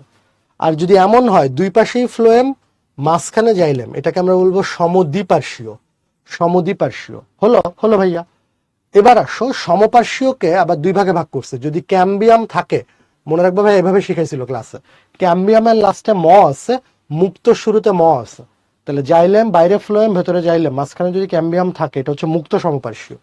আর বাইরে ফ্লোয়েম, ভেতরে জাইলেম, মাঝখানে যদি ক্যাম্বিয়াম না থাকে এটা হচ্ছে বদ্ধ সমপার্শ্বীয়। এবার দেখো সমদ্বিপার্শ্বীয়টা সবসময় মুক্ত, মানে এখানে কিন্তু সবসময় ক্যাম্বিয়াম থাকে। আর সমদ্বিপার্শ্বীয়র উদাহরণ হচ্ছে লাউ আর কুমড়ার কাণ্ড, এই যে রাবনে বানা দিয়া জুড়ি, এই 2টা। তাহলে লাউ আর কুমড়ার কাণ্ডে কি ধরনের ভাস্কুলার বান্ডেল পাবা? সমদ্বিপার্শ্বীয়। এবার আসো এই মুক্ত আর বদ্ধ কেমনে কি করে মনে রাখা যায়। দেখো ক্যাম্বিয়ামে ম আছে, মুক্ত শুরুতে ম আছে, তাহলে জাইলেম আর ফ্লোয়েমের মাঝখানে ক্যাম্বিয়াম আছে, তাহলে জাইলেম ফ্লোয়েম চাইলেই ব্রেকআপ করে ফেলতে পারবে। আজ দুজনার 2টি পথ গিয়েছে দুদিকে বেঁকে, 2জন আলাদা হয়ে গেছে। তাহলে এটার উদাহরণ হচ্ছে দ্বিবীজপত্রী কাণ্ড। তাহলে মুক্তের উদাহরণ হচ্ছে দ্বিবীজপত্রী কাণ্ড, দ্বিবীজপত্রী কাণ্ড। আর বদ্ধতে তো জাইলেম ফ্লোয়েমের মাঝখানে কোনো ক্যাম্বিয়াম নাই, তাহলে এটা মিলেমিশে একাকার হয়ে গেছে, 2 দেহ এক আত্মা একসাথে মিলে গেছে। তাহলে এটা থাকবে হচ্ছে একবীজপত্রী কাণ্ডে, একবীজপত্রী কাণ্ডে। তার মানে কাণ্ড মানেই হচ্ছে সংযুক্ত, হতে পারে সমদ্বিপার্শ্বীয় হইলে লাউ আর কুমড়ার কাণ্ড, আর মুক্ততে ক্যাম্বিয়াম থাকে 2জন আলাদা হয়ে যাবে দ্বিবীজপত্রী কাণ্ড, বদ্ধতে ক্যাম্বিয়াম নাই 2জন মিলেমিশে একাকার, এটা হচ্ছে একবীজপত্রী কাণ্ড। দেখো তো সব পারি কিনা। ভাস্কুলার বান্ডেল 3 প্রকার, সংযুক্ত, অরিও আর কেন্দ্রিক। কেন্দ্রিক হচ্ছে 2 প্রকার, হাইড্রোসেন্ট্রিক বা জাইলেম কেন্দ্রিক, ড্রাসিনা, লাইকোপোডিয়াম আর সেলাজিনালা। লেপ্টোসেন্ট্রিক বা ফ্লোয়েম কেন্দ্রিকের উদাহরণ হচ্ছে তোমার ইয়াক্কা, ড্রাসিনা আর ইয়াক্কা, আর হাইড্রোসেন্ট্রিক হচ্ছে টেরিস, লাইকোপোডিয়াম আর সেলাজিনালা। ডান, এটা পারবো শিওর। অরিও, ভিন্ন ভিন্ন ব্যাসার্ধে অনেকগুলো ভাস্কুলার বান্ডেল একসাথে থাকলে অরিও। কই থাকবে? মূলে। একই ব্যাসার্ধে জাইলেম ফ্লোয়েম একসাথে যুক্ত থাকলে সেটা সংযুক্ত। দুই প্রকার, সমপার্শ্বীয়, সমদ্বিপার্শ্বীয়। বাইরে ফ্লোয়েম, ভেতরে জাইলেম, সমপার্শ্বীয়। দুই পাশে ফ্লোয়েম, ভেতরে জাইলেম, সমদ্বিপার্শ্বীয়। ফ্লোয়েম আর জাইলেমের মাঝখানে যদি ক্যাম্বিয়াম থাকে সেটা মুক্ত। ক্যাম্বিয়াম মুক্ত শুরুতে উদাহরণ কি? দ্বিবীজপত্রী কাণ্ড। ক্যাম্বিয়াম না থাকলে বদ্ধ সমপার্শ্ব, উদাহরণ কি? একবীজপত্রী কাণ্ড। সমদ্বিপার্শ্বীয় সবসময় মুক্ত, উদাহরণ কি? লাউ আর কুমড়ার কাণ্ড। শেষ, দ্যাটস ইট, ডান। এবার চলে আসো কুইজ নাম্বার 8। তাহলে কুমড়ার কাণ্ডে কোন ধরনের ভাস্কুলার বান্ডেল থাকে বলো? লাউ আর কুমড়া এই দুইটা রাবনে বানা দিয়া জুড়ি। লাউ আর কুমড়া রাবনে বানা দিয়া জুড়ি। তাহলে কি হবে বলো তো? লাউ আর কুমড়া এরা হচ্ছে রাবনে বানা দিয়া জুড়ি, দুইটা, দুই পাশে। তাহলে অরিও তো থাকে হচ্ছে মূলে, কাণ্ডে তো হচ্ছে না। হাইড্রোসেন্ট্রিক লেপ্টোসেন্ট্রিকও তো হচ্ছে না রে ভাই। হাইড্রোসেন্ট্রিক তো যে টেরিস, লাইকোপোডিয়াম আর সেলাজিনালা। লেপ্টোসেন্ট্রিক তো ড্রাসিনা আর ইয়াক্কা। তাহলে এটার অ্যান্সার কিন্তু লাউ আর কুমড়ার কাণ্ডে পাবো হচ্ছে সমদ্বিপার্শ্বীয় ভাস্কুলার বান্ডেল। নিচের কোন কোষটি নিউক্লিয়াস বিহীন? দেখো আমরা দেখেছি কিন্তু সিবনলে কিন্তু নিউক্লিয়াস থাকে না। তাহলে এগুলা কিন্তু হচ্ছে না আর কি, তাই না? পুষ্পক উদ্ভিদের মূলে, ঢাকা ইউনিভার্সিটি গতবারের কোশ্চেন দেখো তো। পুষ্পক উদ্ভিদের মূলে, মূল মানেই কিন্তু হচ্ছে অরিও, মূল মানেই কিন্তু অরিও। তাহলে বাকিগুলা কিন্তু হচ্ছে না। নিচের কোন উদ্ভিদের লেপ্টোসেন্ট্রিক ভাস্কুলার বান্ডেল? গতবার আগের বার ডিউতে আসছে, তোমাদের আসবে আবার এগুলো একটা। লেপ্টোসেন্ট্রিক থাকে হচ্ছে টেরিস, লাইকোপোডিয়াম আর সেলাজিনালা। এই তিনটা থাকে হচ্ছে হাইড্রোসেন্ট্রিক। আর লেপ্টোসেন্ট্রিক থাকে ড্রাসিনা আর ইয়াক্কা। তাহলে অ্যান্সার হচ্ছে ড্রাসিনা। এই তিনটাই কিন্তু হচ্ছে হাইড্রোসেন্ট্রিক বা জাইলেম কেন্দ্রিক। কোন কোষ আবৃতবীজী উদ্ভিদের বৃক্ষের শিকড় থেকে পাতায় পানি পানি পরিবহন করবে? কে? গুচ্ছের কোশ্চেন গতবার আগের বার। পানি পরিবহন করবে জাইলেম। জাইলেমের উপাদান আবৃতবীজী উদ্ভিদের প্রধান উপাদান। আবৃতবীজী উদ্ভিদের প্রধান উপাদান হচ্ছে ভেসেল। নগ্নবীজী বললে আমরা ট্রাকিট দিতাম, যেহেতু আবৃতবীজী উল্লেখ করে দিচ্ছে এই জন্য আমরা দিব ভেসেল। এই দুইটা তো হবেই না, সিবনল তো পানি পরিবহন করবে না, তো খাদ্য পরিবহন করবে। জাইলেম ও ফ্লোয়েমের মাঝখানে ক্যাম্বিয়াম কোন ধরনের ভাস্কুলার বান্ডেলে থাকে? ক্যাম্বিয়াম থাকে। ক্যাম্বিয়াম থাকলে ক্যাম্বিয়ামে তাহলে এটা হচ্ছে মুক্ত সমপার্শ্বীয়। ঠিক আছে, বাকিগুলা কিন্তু হচ্ছে না। ওকে, বাস্ট ফাইবার পাওয়া যায় হচ্ছে পাটেরাস। বাস্ট ফাইবার এটা আমরা জানি, এটা হচ্ছে কি? সেকেন্ডারি ফ্লোয়েমে থাকে। তাহলে সেকেন্ডারি হচ্ছে গৌণ, আর ফ্লোয়েম মানে তো ফ্লোয়েমি, তাই না? সেকেন্ডারি ফ্লোয়েমে। জাইলেম হচ্ছে এটা, জাইলেমে তো না, এটা হচ্ছে সেকেন্ডারি ফ্লোয়েমে পাবো। ক্ষরণকারী টিস্যুতেও না, গ্রাউন্ড টিস্যুতেও না। ফ্লোয়েমে কোন উপাদানটি মৃত? ফ্লোয়েমের আমরা জানি যে ফাইবারগুলা সব মৃত। ফাইবার মানেই স্ক্লেরেনকাইমা, তাহলে ফ্লোয়েম ফাইবারটা মৃত। ভুট্টা উদ্ভিদের কাণ্ডে কোন ভাস্কুলার বান্ডেল অনুপস্থিত? ভুট্টা কাণ্ডের ভাস্কুলার বান্ডেলে কোনটি অনুপস্থিত? ভুট্টা হচ্ছে একবীজপত্রী। তাহলে একবীজপত্রীতে কিন্তু জাইলেম ফ্লোয়েমের মাঝখানে ক্যাম্বিয়াম থাকে না, মানে বদ্ধ। তাহলে জাইলেম ফ্লোয়েমের মাঝখানে ওখানে নাই কি? কোনটা অনুপস্থিত বলছে? তাহলে ক্যাম্বিয়াম। একটু টেকনিক্যাল কোশ্চেন, ঠিক আছে? আচ্ছা, নিম্নবর্তিত কোন কোষে নিউক্লিয়াস অনুপস্থিত? মাত্র পড়া আসছে, সিবনলে কিন্তু নিউক্লিয়াস থাকে না, তাই না? বলো। কাণ্ডের পরিধি বৃদ্ধি হয় কোন টিস্যুর বিভাজনের কারণে? আমরা জানি পরিধি, ব্যাস বাড়বে হচ্ছে সেকেন্ডারি ভাজক টিস্যুর কারণে বা পার্শ্বীয় ভাজক টিস্যুর কারণে। আমরা আজকে পড়ে এসেছি যত ক্যাম্বিয়াম সবই সেকেন্ডারি বা পার্শ্বীয় ভাজক টিস্যু। এপিকাল হচ্ছে শীর্ষক, এটা দিয়ে দৈর্ঘ্য বৃদ্ধি পাবে। স্টেম সেল তো না, জাইলেম ফ্লোয়েম তো পরিবহনের কাজে জড়িত, বৃদ্ধি না। বাস্ট ফাইবার হচ্ছে পাটেরাস। সেকেন্ডারি ফ্লোয়েমের ফ্লোয়েম ফাইবারকেই বলা হয় বাস্ট ফাইবার। এবার আসো একবীজপত্রী উদ্ভিদের মূল আর কাণ্ডের অন্তর্গঠন, আজকে লাস্ট টপিক। অলরেডি আমরা অনেক কিছুই পারি, আবার জাস্ট একটু মিলায় নেই। দেখো, মূলের সবচেয়ে বাইরে থাকবে মূল ত্বক বা এপিব্লেমা, এক সারি প্যারেনকাইমা কোষ দিয়ে হবে। মূলরোম সর্বদাই এক কোষী। মূলে কখনো কোনো তোমার অধতক থাকে না, তাহলে মূলের পুরাটাই কর্টেক্স, জেনারেল কর্টেক্স, পুরাটাই কর্টেক্স। এবার দেখো অন্ততক, মূলের অন্ততক সর্বদাই এক স্তর। মূলের পেরিসাইকেলও সর্বদাই এক স্তর, তাহলে অন্ততক এক স্তর, পেরিসাইকেল বা পরিচক্র এক স্তর। এবার আসো খুবই গুরুত্বপূর্ণ যেটা, সেটা হচ্ছে মূলের বেলায় এই যে মোটা গর্তযুক্ত ভেসেল, এগুলাকে আমরা বলি মেটাজাইলাম। ধরো মেটাজাইলাম, মোটাজাইলাম, এমনি মনে রাখো, বাঙালিরা আবিষ্কার করলে হয়তো নাম দিত মোটাজাইলাম। তাহলে মূলের ক্ষেত্রে সবাই সবার লাইফের কেন্দ্রে থাকতে চায়, এভাবে মনে রাখবা, সবাই সবার লাইফের সেন্ট্রাল পার্ট হতে চায়। তাহলে মূলের ক্ষেত্রে মেটাজাইলেম এটা থাকবে কেন্দ্রের দিকে, ম। তাহলে মূলের ক্ষেত্রে মেটাজাইলেম থাকবে কেন্দ্রের দিকে, আর প্রোটোজাইলেম থাকবে পরিধির দিকে। ঠিক আছে, কাণ্ডের ক্ষেত্রে এটা উল্টা। তাহলে মূলের ক্ষেত্রে মেটাজাইলেম কেন্দ্রে, প্রোটোজাইলেম পরিধির দিকে। এই ধরনের বিন্যাসকে আমরা বলি এক্সার্ক। আর কাণ্ডেরটাকে আমরা বলবো এন্ডার্ক। কাণ্ড এন্ডার্ক এমনি মনে রাখবা, নয়ড, কাণ্ড এন্ডার্ক। তাহলে মূলের ক্ষেত্রে মেটাজাইলেম কেন্দ্রে, প্রোটোজাইলেম পরিধির দিকে। ডান, দ্যাটস ইট। তাহলে এই হচ্ছে আমাদের মোটামুটি মূলের গঠন। তুমি যদি এটার সাথে দ্বিবীজপত্রী উদ্ভিদের মূলের একটু ডিফারেন্স ছোট্ট করে জেনে নাও, সেটা হচ্ছে এই ভাস্কুলার বান্ডেলের সংখ্যা মানে জাইলেম ফ্লোয়েমের সংখ্যা একবীজপত্রীতে থাকে 6টার বেশি। দেখো 1 2 3 4 5 6 7, 6 বা 6-এর বেশি থাকবে একবীজপত্রীতে। তাহলে একবীজপত্রী হচ্ছে খেজুর গাছ, মরুভূমিতে বেশি জন্মায়। আল্লাহ দেখছে বেচারার অনেক দুঃখ, মরুভূমিতে থাকে, ওরা ভাস্কুলার বান্ডেল বাড়ায় দিচ্ছে। তাহলে একবীজপত্রী উদ্ভিদের ভেসেলগুলো হয় হচ্ছে 6টার বেশি ভাস্কুলার বান্ডেল, আর দ্বিবীজপত্রীতে হয় 6-এর কম। 6-এর কম হইলে দ্বিবীজপত্রী, আর বেশি হইলে একবীজপত্রী। 6 হইলেও একবীজপত্রী। আর একবীজপত্রীর মজ্জাটা আল্লাহ বড় বানায় দিচ্ছে, কারণ ও মরুভূমিতে জন্মায়, খাদ্য সঞ্চয়টা ওর জন্য বেশি জরুরি। তাহলে মজ্জা বড় একবীজপত্রীর, মজ্জা ছোট দ্বিবীজপত্রীর। দ্যাটস ইট, ডান। এর বাইরে একবীজপত্রীর ভেসেলগুলো হয় গোলাকার, আর দ্বিবীজপত্রীর ভেসেলগুলো হয় এরকম বহুভুজাকার। কেন ভাইয়া? ওই যে আল্লাহ দুঃখ বেশি যারা তারা ভালোটা দিচ্ছে, ঠিক আছে, এখানে ময়লা কম জমবে। আর এই যে বহুভুজাকার গুলায় কোনায় কোনায় ময়লা জমার চান্স বেশি। তাহলে ভাইয়া মূলের অন্তর্গঠন সব পারি, দেখো তোমরা মিলায় নাও সব পারো কিনা। মূলে কিউটিকল থাকে না, এককোষী মূলরোম থাকে, অধতক মূলে কখনো থাকে না। কর্টেক্সের পুরাটাই জেনারেল কর্টেক্স, অধতক টধতক কিছু নাই। তাহলে বিভিন্ন স্তরে ভিন্ন নাই। পরিচক্র এক স্তর, অন্ততক এক স্তর। মূলের ভাস্কুলার বান্ডেল সর্বদাই অরীয়। মূলের ক্ষেত্রে মেটাজাইলাম কেন্দ্রের দিকে, প্রোটোজাইলাম পরিধির দিকে, এটাকে বলে এক্সার্ক। আর একবীজপত্রী দ্বিবীজপত্রী মূলের পার্থক্য কি? এটাতে ভাস্কুলার বান্ডেলের সংখ্যা 6-এর বেশি, দ্বিবীজপত্রীতে 6-এর কম। একবীজপত্রীর মজ্জাটা বড়, মরুভূমিতে বেশি জন্মায়, খাদ্য সঞ্চয় বেশি জরুরি। দ্বিবীজপত্রীর মজ্জাটা ছোট। একবীজপত্রীকে আল্লাহ ভালোটা দিচ্ছে। বাসার পাইপ, আমরা কি বহুভুজাকার পাইপ ইউজ করি না সর্বভুজ গোলাকার পাইপ ইউজ করি? দেখো এই গোলাকারের মধ্যে একটা বহুভুজাকার ঢুকা দেওয়া যায়। পোলাপান কয় না ভাই আপনি দেখেন আমি বহুভুজাকারের মধ্যে গোলাকার ঢুকা দিতেছি একটা, না ব্যাপারটা এরকম না। এই কোনায় কোনায় ময়লা জমার চান্স বেশি দ্বিবীজপত্রীতে, কারণ ভেসেলটা বহুভুজাকার। এবার চলে আসো একবীজপত্রী কাণ্ড আর দ্বিবীজপত্রী কাণ্ডের গঠনটা দেখো।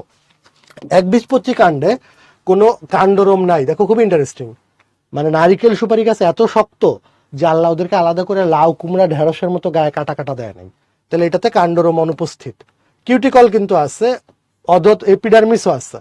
হাইপোডার্মিসটা আমরা একটু আগেই পড়ছিলাম, একবীজপত্রীর হাইপোডার্মিসটা হচ্ছে স্ক্লেরেনকাইমা, বেশি শক্ত। এরপরে কি থাকার কথা? অধতকের পরে কর্টেক্স, অন্ততক, পেরিসাইকল, মজ্জা, মজ্জারসি, 5টা পয়েন্ট। আল্লাহর দুনিয়ায় একবীজপত্রী কাণ্ডে কিচ্ছু নাই। কর্টেক্স নাই, অন্ততক নাই, পেরিসাইকল নাই, মজ্জা নাই, মজ্জারসি নেই। 5টা পয়েন্ট বললাম, কিন্তু কিচ্ছু নাই। কি আছে ভাইয়া? গ্রাউন্ড টিস্যু বা ভিত্তি টিস্যু। খালি প্যারেনকাইমা টিস্যু আছে, যেটাকে বলে গ্রাউন্ড টিস্যু বা ভিত্তি টিস্যু। এইটার মাঝখানে মাঝখানে থাকে ভাস্কুলার বান্ডেল। এই যে দেখো কেন্দ্রের দিকে প্রোটোজাইলেম, আর এই যে দুই পাশে পরিধির দিকে হচ্ছে মেটাজাইলেম। তাহলে এটা হচ্ছে এন্ডার্ক, এই যে এন্ডার্ক, কাণ্ড এন্ডার্ক। এবং এখানে ভাস্কুলার বান্ডেলগুলো বিক্ষিপ্ত ভাবে ছড়ানো, ঠিক আছে, ছড়ানো ছিটানো। এই যে দেখো ছড়ানো, ইংরেজি কোন অক্ষরের মতো? দেখো ওয়াই বা ভি, দেখো ভি এর মতো হয়েছে, ভি বা ওয়াই। আর এই যে প্রোটোজাইলামের পাশে কিছু কোষ মারা যে তৈরি করছে প্রোটোজাইলাম গহ্বর। এবং ভাস্কুলার বান্ডেলের চারপাশে দেখো পুরো স্ক্লেরেনকাইমা কোষ আছে। কেন? ওই যে দেখবা যে তাল পাতার পাখা হয়, অনেক শক্ত না? নারিকেল পাতা অনেক শক্ত না? তাহলে ভাস্কুলার বান্ডেলের চারপাশে স্ক্লেরেনকাইমা টিস্যুর আবরণ থাকবে কোন কাণ্ডে? দ্বিবীজপত্রী কাণ্ড না একবীজপত্রী কাণ্ড? এটার অ্যান্সার কিন্তু হচ্ছে একবীজপত্রী কাণ্ড। দেখো তো সব পারি কিনা। কাণ্ডরোম নাই, কিউটিকল আছে, এপিডার্মিস একসারি কোষ নিয়ে গঠিত, অধতকটা হচ্ছে স্ক্লেরেনকাইমা। 5টা পয়েন্ট নাই, কর্টেক্স, অন্ততক, পেরিসাইকল, মজ্জা, মজ্জারসি। কি আছে? Ground tissue. ভাস্কুলার বান্ডেলগুলো কেমন? বিক্ষিপ্তভাবে ছড়ানো, প্রোটোজাইলাম কেন্দ্রে, মেটাজাইলাম পরিধির দিকে। ইংরেজি কোন অক্ষরের মতো ছড়ানো ছিটানো? ওয়াই বা ভি এর মতো। আর থাকে প্রোটোজাইলাম গহ্বর। আর ভাস্কুলার বান্ডেলের চারপাশে কোন টিস্যু থাকে? স্ক্লেরেনকাইমা টিস্যু থাকে। এই যে দেখো মোটামুটি একবীজপত্রী কাণ্ড হয়ে গেছে। তাহলে ভাইয়া এটা তো একবীজপত্রী কাণ্ড, তাহলে এটা দ্বিবীজপত্রী কাণ্ড কি? এটা হেডলাইনটা এখানে একবীজপত্রী না, এটা হবে দ্বিবীজপত্রী কাণ্ড। দ্বিবীজপত্রী কাণ্ড দেখে নাও। দ্বিবীজপত্রী কাণ্ডে কিন্তু কাণ্ডরোম থাকে, দেখো কাণ্ডরোম থাকে এবং সেটা বহুকোষী। কিউটিকলও থাকে, এপিডার্মিসও থাকে, তার নিচে দেখো অধতকও থাকে। তোমরা নিশ্চয়ই জানো দ্বিবীজপত্রী কাণ্ডের অধতকটা হচ্ছে কোলেনকাইমা। দ্বিবীজপত্রীর অধতকটা কি হবে বলো? কোলেনকাইমা। এরপরে দেখো কোলেনকাইমার পরে এই যে অন্ততক, এই যে অন্ততক কিন্তু থাকে। এখানে কিন্তু অধতকের পরে কর্টেক্সও আছে, এই যে এই সাদা সাদা লেয়ারটা হচ্ছে কর্টেক্স। তারপরে অন্ততক, এটা এক স্তর বিশিষ্ট, দেখো ঢেউ খেলানো। এরপরে দেখো থাকে পেরিসাইকল বা পরিচক্র। এটা কিন্তু কাণ্ডের বেলা একাধিক সারির কোষ নিয়ে গঠিত। আর আমরা জানি এখানেও ভাস্কুলার বান্ডেল কিন্তু মুক্ত, যেহেতু দ্বিবীজপত্রী। তার মানে যে দেখো জাইলেম ফ্লোয়েমের মাঝখানে ক্যাম্বিয়াম কিন্তু আছে। কাণ্ড যেহেতু, তাহলে কেন্দ্রের দিকে প্রোটোজাইলেম, পরিধির দিকে মেটাজাইলেম। এগুলো ফ্লোয়েম, এগুলো জাইলেম, মাঝখানে ক্যাম্বিয়াম। এই যে এখানে মজ্জা রশ্মি সবচেয়ে ভালো বোঝা যায় দ্বিবীজপত্রী কাণ্ডে। তাহলে দেখো কিউটিকল আছে, কাণ্ডরোম আছে, অধতক, এটা হচ্ছে কোলেনকাইমা, কর্টেক্স বহুসারি কোষ নিয়ে গঠিত। ভাস্কুলার বান্ডেল দ্বিবীজপত্রী যেহেতু, এটা কিন্তু মুক্ত, ক্যাম্বিয়াম থাকবে। পরিচক্র এটা কিন্তু এক না, এই জায়গাতেই খালি একাধিক সারির কোষ নিয়ে গঠিত। তাহলে তুমি যদি বুঝে থাকো তাহলে পার্থক্যগুলো তোমার জন্য দুধ ভাত, তাইলে এটাই হয়ে গেছে। মূলে কিউটিকল থাকে না, কাণ্ডে কিউটিকল থাকে। মূল রোম এককোষী, এককোষী সর্বদাই এককোষী। আর কাণ্ডরোম যদি থাকে, কারণ একবীজপত্রী কাণ্ডে কাণ্ডরোম নাই, যদি থাকে তাহলে বহুকোষী, কারণ একবীজপত্রী কাণ্ডে কাণ্ডরোম নাই। পত্ররন্ধ্র মূলে থাকবে না, কিন্তু কাণ্ডে থাকতে পারে পত্ররন্ধ্র। কর্টেক্স, মূলের কর্টেক্স বড় বহুসারী কোষ নিয়ে গঠিত, কাণ্ডের কর্টেক্স ছোট কয়েক সারি কোষ নিয়ে গঠিত, কয়েক সারি। অধতক, মূলে কখনো অধতক থাকে না, নেভার, কাণ্ডে সর্বদাই অধতক থাকে। অন্ততক, মূলের অন্ততক হচ্ছে গোলাকার, এবং এটাতে তোমার হচ্ছে গোলাকার, এবং এখানে ক্যাসপিরিয়ান স্ট্রিপ থাকে, ক্যাসপিরিয়ান স্ট্রিপ থাকে, স্ট্রিপ থাকে, স্ট্রিপ থাকে, এবং এটা হচ্ছে প্যাসেজ কোষ থাকে, প্যাসেজ সেল। আর কাণ্ডের অন্ততক যেটা, এখানে থাকে শ্বেতসার আবরণ বা স্টার্চ শীট। দ্বিবীজপত্রী উদ্ভিদের কাণ্ডে শ্বেতসার আবরণ বা স্টার্চ শীট থাকে দ্বিবীজপত্রী কাণ্ডে, ঠিক আছে। আর এটা হচ্ছে ঢেউ খেলানো, ঢেউ খেলানো, ঢেউ খেলানো। আর এটা শুধু গোলাকার, এটা শুধু গোলাকার জানলেই হবে, গোলাকার। ভাস্কুলার বান্ডেল, মূলেরটা হচ্ছে অরিও সর্বদাই, আর কাণ্ড নয়ডা যুক্তাক্ষর, কাণ্ডেরটা হচ্ছে সংযুক্ত। তোমরা জানো দ্বিবীজপত্রীতে মুক্ত সমপার্শ্ব, একবীজপত্রীতে বদ্ধ সমপার্শ্ব। মেটাজাইলেম, মূলের ক্ষেত্রে কেন্দ্রের দিকে, আর কাণ্ডের ক্ষেত্রে মেটাজাইলেমটা হচ্ছে পরিধির দিকে। তাহলে এটা হচ্ছে এক্সার্ক, মূল হচ্ছে এক্সার্ক, আর কাণ্ড হচ্ছে এন্ডার্ক, এন্ডার্ক। ওকে ভাইয়া, বুঝছি। পরিচক্র, মূলের ক্ষেত্রে এক সারি কোষ নিয়ে গঠিত, কাণ্ডের ক্ষেত্রে যদি থাকে, কারণ একবীজপত্রী কাণ্ডে নাই, তাহলে এটা একাধিক সারির কোষ নিয়ে গঠিত, পেরিসাইকেল। একবীজপত্রী কাণ্ড, একবীজপত্রী মূল, ইজি পিজি, তোমরা এমনিই পারবা। দেখো একবীজপত্রী কাণ্ডে কিউটিকল আছে, রোম কিন্তু নাই। একবীজপত্রী মূল, মূলে কিন্তু কিউটিকল নাই, কিন্তু মূল রোম কিন্তু আছে, মূল রোম কিন্তু আছে, মূল রোম কিন্তু বহু এককোষী। হাইপোডার্মিস, কাণ্ডে সবসময় হাইপোডার্মিস থাকবে, মূলে কখনো হাইপোডার্মিস থাকে না। অন্ততক, একবীজপত্রী কাণ্ডে কিন্তু অন্ততক নাই। আমরা দেখছি যে একবীজপত্রী কাণ্ডে অধতকের নিচে কিচ্ছু নাই, মানে কর্টেক্স নাই, অন্ততক নাই, পেরিসাইকেল নাই, মজ্জা নাই, মজ্জারশ্মি নাই, 5টা পয়েন্ট নাই, তাহলে এটা অনুপস্থিত। কিন্তু মূলে কিন্তু সর্বদাই অন্ততক থাকে। একবীজপত্রী কাণ্ডে পেরিসাইকেলটাল কিচ্ছু নাই, 5টা পয়েন্ট নাই, তাহলে এখানে কিন্তু পেরিসাইকেল থাকে। কাণ্ডের ভাস্কুলার বান্ডেল হচ্ছে সংযুক্ত, আর মূলের ভাস্কুলার বান্ডেল হচ্ছে অরিও। মূলে একবীজপত্রী কাণ্ডে ভাস্কুলার বান্ডেল থাকে 6 বা তার বেশি। জাইলেম, একবীজপত্রী কাণ্ডে জাইলেম গুলা থাকবে হচ্ছে কেমন বলতো? জাইলেম গুলা থাকে হচ্ছে, আমরা দেখেছি যে ওয়াই বা ভি এর মতো করে, ওয়াই বা ভি এর মতো করে বিক্ষিপ্ত ভাবে সাজানো থাকে, বিক্ষিপ্ত ভাবে থাকে। আর এখানে সারিবদ্ধভাবে থাকে, সারিবদ্ধভাবে সাজানো থাকে আর কি, ঠিক আছে। এবং এইটার প্যাটার্ন তো আমরা দেখেছি, এই তোমার জাইলেম গুলা, এখানে মেটাজাইলেম গুলা থাকে কেন্দ্রের দিকে, কাণ্ড তো, তাহলে মেটাজাইলেম পরিধির দিকে, পরিধি। আর এখানে মেটাজাইলেম হচ্ছে কেন্দ্র, এটাকে আমরা বলবো এক্সার্ক, এক্সার্ক। আর কাণ্ড নয়ডা, এটাকে আমরা বলবো এন্ডার্ক। এই তো হয়ে গেল। তাহলে লাস্ট কুইজ আজকে, শেষ ভালো যা সব ভালো তা, শেষ করে ফেলো। মূলে পরিচক্র সাধারণত কয় সারি কোষ নিয়ে গঠিত হয়, কয় স্তর? আমরা কিন্তু বলেছি পেরিসাইকল, পেরিসাইকল। ও মেজার, গ্রাফিয়া ভালো কোশ্চেন করছো। পাতার বেলায়, পাতার বেলায় আমরা দেখি যে তোমার জাইলেম ফ্লোয়েম দুইটাই সব দিকে সমানভাবে থাকে। জাইলেম ফ্লোয়েম, প্রোটোজাইলেম, মেটাজাইলেম সব দিকে সমানভাবে থাকলে, কোনোটা কেন্দ্র কোনোটা বাইরে না, এটাকে আমরা বলি মেজার্ক। মেজার্কের উদাহরণ হচ্ছে পাতা। মূলের পরিসাইকল, পরিচক্র সাধারণত কয় স্তর বিশিষ্ট? মূলের বেলায় কিন্তু সর্বদাই এক স্তর। দ্বিবীজপত্রী কাণ্ডের বেলায় পেরিসাইকল বা পরিচক্র একাধিক সারির কোষ নিয়ে গঠিত। তাহলে এটার অ্যান্সার ছিল কিন্তু এক স্তর বিশিষ্ট, ঠিক আছে। অরিও হচ্ছে, সামিরা লিখছো, অরিও হচ্ছে যদি তুমি ভিন্ন ভিন্ন ব্যাসার্ধে অনেকগুলা জাইলেম ফ্লোয়েম পাশাপাশি পাও, ধরো এটা জাইলেমের বান্ডেল, এটা ফ্লোয়েমের বান্ডেল, এরকম যদি অনেকগুলা ভাস্কুলার বান্ডেল ভিন্ন ভিন্ন ব্যাসার্ধে পাশাপাশি থাকে, এটাকে বলি অরিও। অরিও থাকে মূলে। অধতক অনুপস্থিত কোনটা? আমরা দেখেছি মূলে কখনো অধতক থাকে না, নেভার। অধতক থাকে সবসময় কাণ্ডে, অধতক থাকে, মূলে কখনো অধতক থাকে না। কোনটি মূলের অন্তর্গঠনের ক্ষেত্রে সত্য? মূলের বেলায় সত্য চেয়েছে। মূলে কিউটিকল থাকে না রে ভাই, কেন থাকবে? মূলরম বহুকোষী না রে ভাই, মূলরম এককোষী। মূল ত্বকে, আরে ভাই মূলে কেন পত্ররন্ধ্র থাকবে? তাহলে মূলের বেলায় কোনটা সত্য? অধতক থাকে না। আমরা একটু জানছি যে মূলে কখনো অধতক থাকে না, নেভার। তাহলে অ্যান্সার হচ্ছে এটা। উদ্ভিদের মূলের অন্তর্গঠনের ক্ষেত্রে কোনটি সত্য নয়, মানে মূলের বেলায় ভুল তথ্য। মূলরম সর্বদাই বহুকোষী, আর এটা অ্যান্সার পেয়ে গেছি, মূলরম সর্বদাই এককোষী। তারপরে পড়ে দেখি, মূল ত্বকের বাইরে কিউটিকল থাকে না, হ্যাঁ এটা তো সত্য ঘটনা, এটা তো হবে না। কর্টেক্স বড়, এটাও ঘটো। মূলে অধত্বক থাকে না, হ্যাঁ থাকে না তো, তাহলে এই যে এটাই আনসার। ভুল চাইছে তো, মূলরোম সর্বদাই এককোষী হয় আর কি। একবীজপত্রী উদ্ভিদের মূলের অন্তর্গঠনগত 6টা বৈশিষ্ট্য। দেখো তো বাচ্চারা তোমরা পারবা কিনা, ঢাকা ইউনিভার্সিটি কোশ্চেন। একবীজপত্রী উদ্ভিদের মূলের, ভাই কি সব পারো তোমরা। মূল ত্বকের বাইরে কিউটিকলের আবরণ নাই, মূলরোম এককোষী, মূলে অধতক থাকে না, মূলের কর্টেক্সটা বহুসারী কোষ নিয়ে গঠিত, তারপরে মূলের অন্ততক এক সারি, পেরিসাইকল এক স্তর কোষ নিয়ে গঠিত। মূলের ক্ষেত্রে ভাস্কুলার বান্ডেল একবীজপত্রী মূল, তাহলে 6টার বেশি, মজ্জাটা বড়, মেটাজাইলাম কেন্দ্রের দিকে, প্রোটোজাইলাম পরিধির দিকে, এটাকে আমরা বলি এক্সাক্ট। 6টা না 10টা বলছি আমি। 6 প্রকার ভাস্কুলার বান্ডেলের উদাহরণ দাও এবং চিত্র অবস্থান করো, এই 6টাই তো আমরা পড়েছি না। হাইড্রোসেন্ট্রিক, লেপ্টোসেন্ট্রিক, কেন্দ্রিক 2টা। হাইড্রোসেন্ট্রিকের উদাহরণ কি? Teres, lycopodium, সেলাজিনালা। লেপ্টোসেন্ট্রিক কি? ড্রাসিনা, রিয়াক্টা। এই তো 2টা শেষ।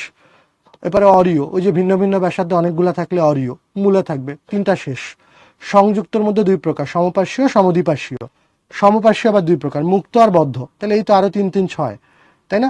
মুক্ত সমপার্শ্বীয় হচ্ছে দ্বিবীজপত্রী কাণ্ড, মাঝখানে ক্যাম্বিয়াম থাকবে, 2 দেহ আলাদা হয়ে যাবে। বদ্ধ সমপার্শ্বীয়, মাঝখানে ক্যাম্বিয়াম থাকবে না, 2জন মিলেমিশে একাকার হয়ে যাবে, একবীজপত্রী কাণ্ড। আর সমদ্বিপার্শ্বীয়, এটা হচ্ছে লাউ আর কুমড়ার কাণ্ডে পাবো। এই তো হয়ে গেল 6টা। খুব ইম্পর্টেন্ট কোশ্চেন, খুব ভালো করে শিখবা ডিও রিটার্নের জন্য।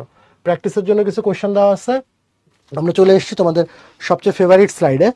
আমরা আজকে চেষ্টা করলাম যে হচ্ছে আমরা মোটামুটি 2টা চ্যাপ্টার, নগ্নবীজি, আবৃতবীজি এবং হচ্ছে টিস্যুতন্ত্র, 2টা চ্যাপ্টারই তোমাদের যেহেতু শর্ট সিলেবাসের বাইরে ভার্সিটিতে কোনো কোশ্চেন খুব একটা আসে না, তো মোটামুটি সব ডিটেলসে পড়ে ফেলার, শেষ করে ফেলার। তারপরেও যদি আলাদা করে বলতে বলো, ডেফিনেটলি নগ্নবীজি, আবৃতবীজিকে আমি কিছুটা আগে রাখবো, কিছুটা বেশি ইম্পর্টেন্ট। উদাহরণগুলা, নগ্নবীজি, আবৃতবীজি উদ্ভিদের উদাহরণগুলো খুব ভালো করে পড়তে হবে, প্রকারভেদগুলা। টিস্যুতন্ত্রে প্রথম পার্ট সহজ, ভাজক টিস্যু, স্থায়ী টিস্যু তোমরা পারবা। আর টিস্যুতন্ত্র থেকে মূলত ভাস্কুলার বান্ডেলের প্রকারভেদগুলা এবং এই যে গ্রাউন্ড টিস্যুতন্ত্রের কোনটা বহিঃস্থলীয়, কোনটা অন্তঃস্থলীয়, এবং এই যে লাস্টের পার্থক্যগুলো যেগুলো পড়লাম, হোপফুলি এর বাইরে আর এখান থেকে কোশ্চেন আসার কোনো সম্ভাবনা নাই আর কি।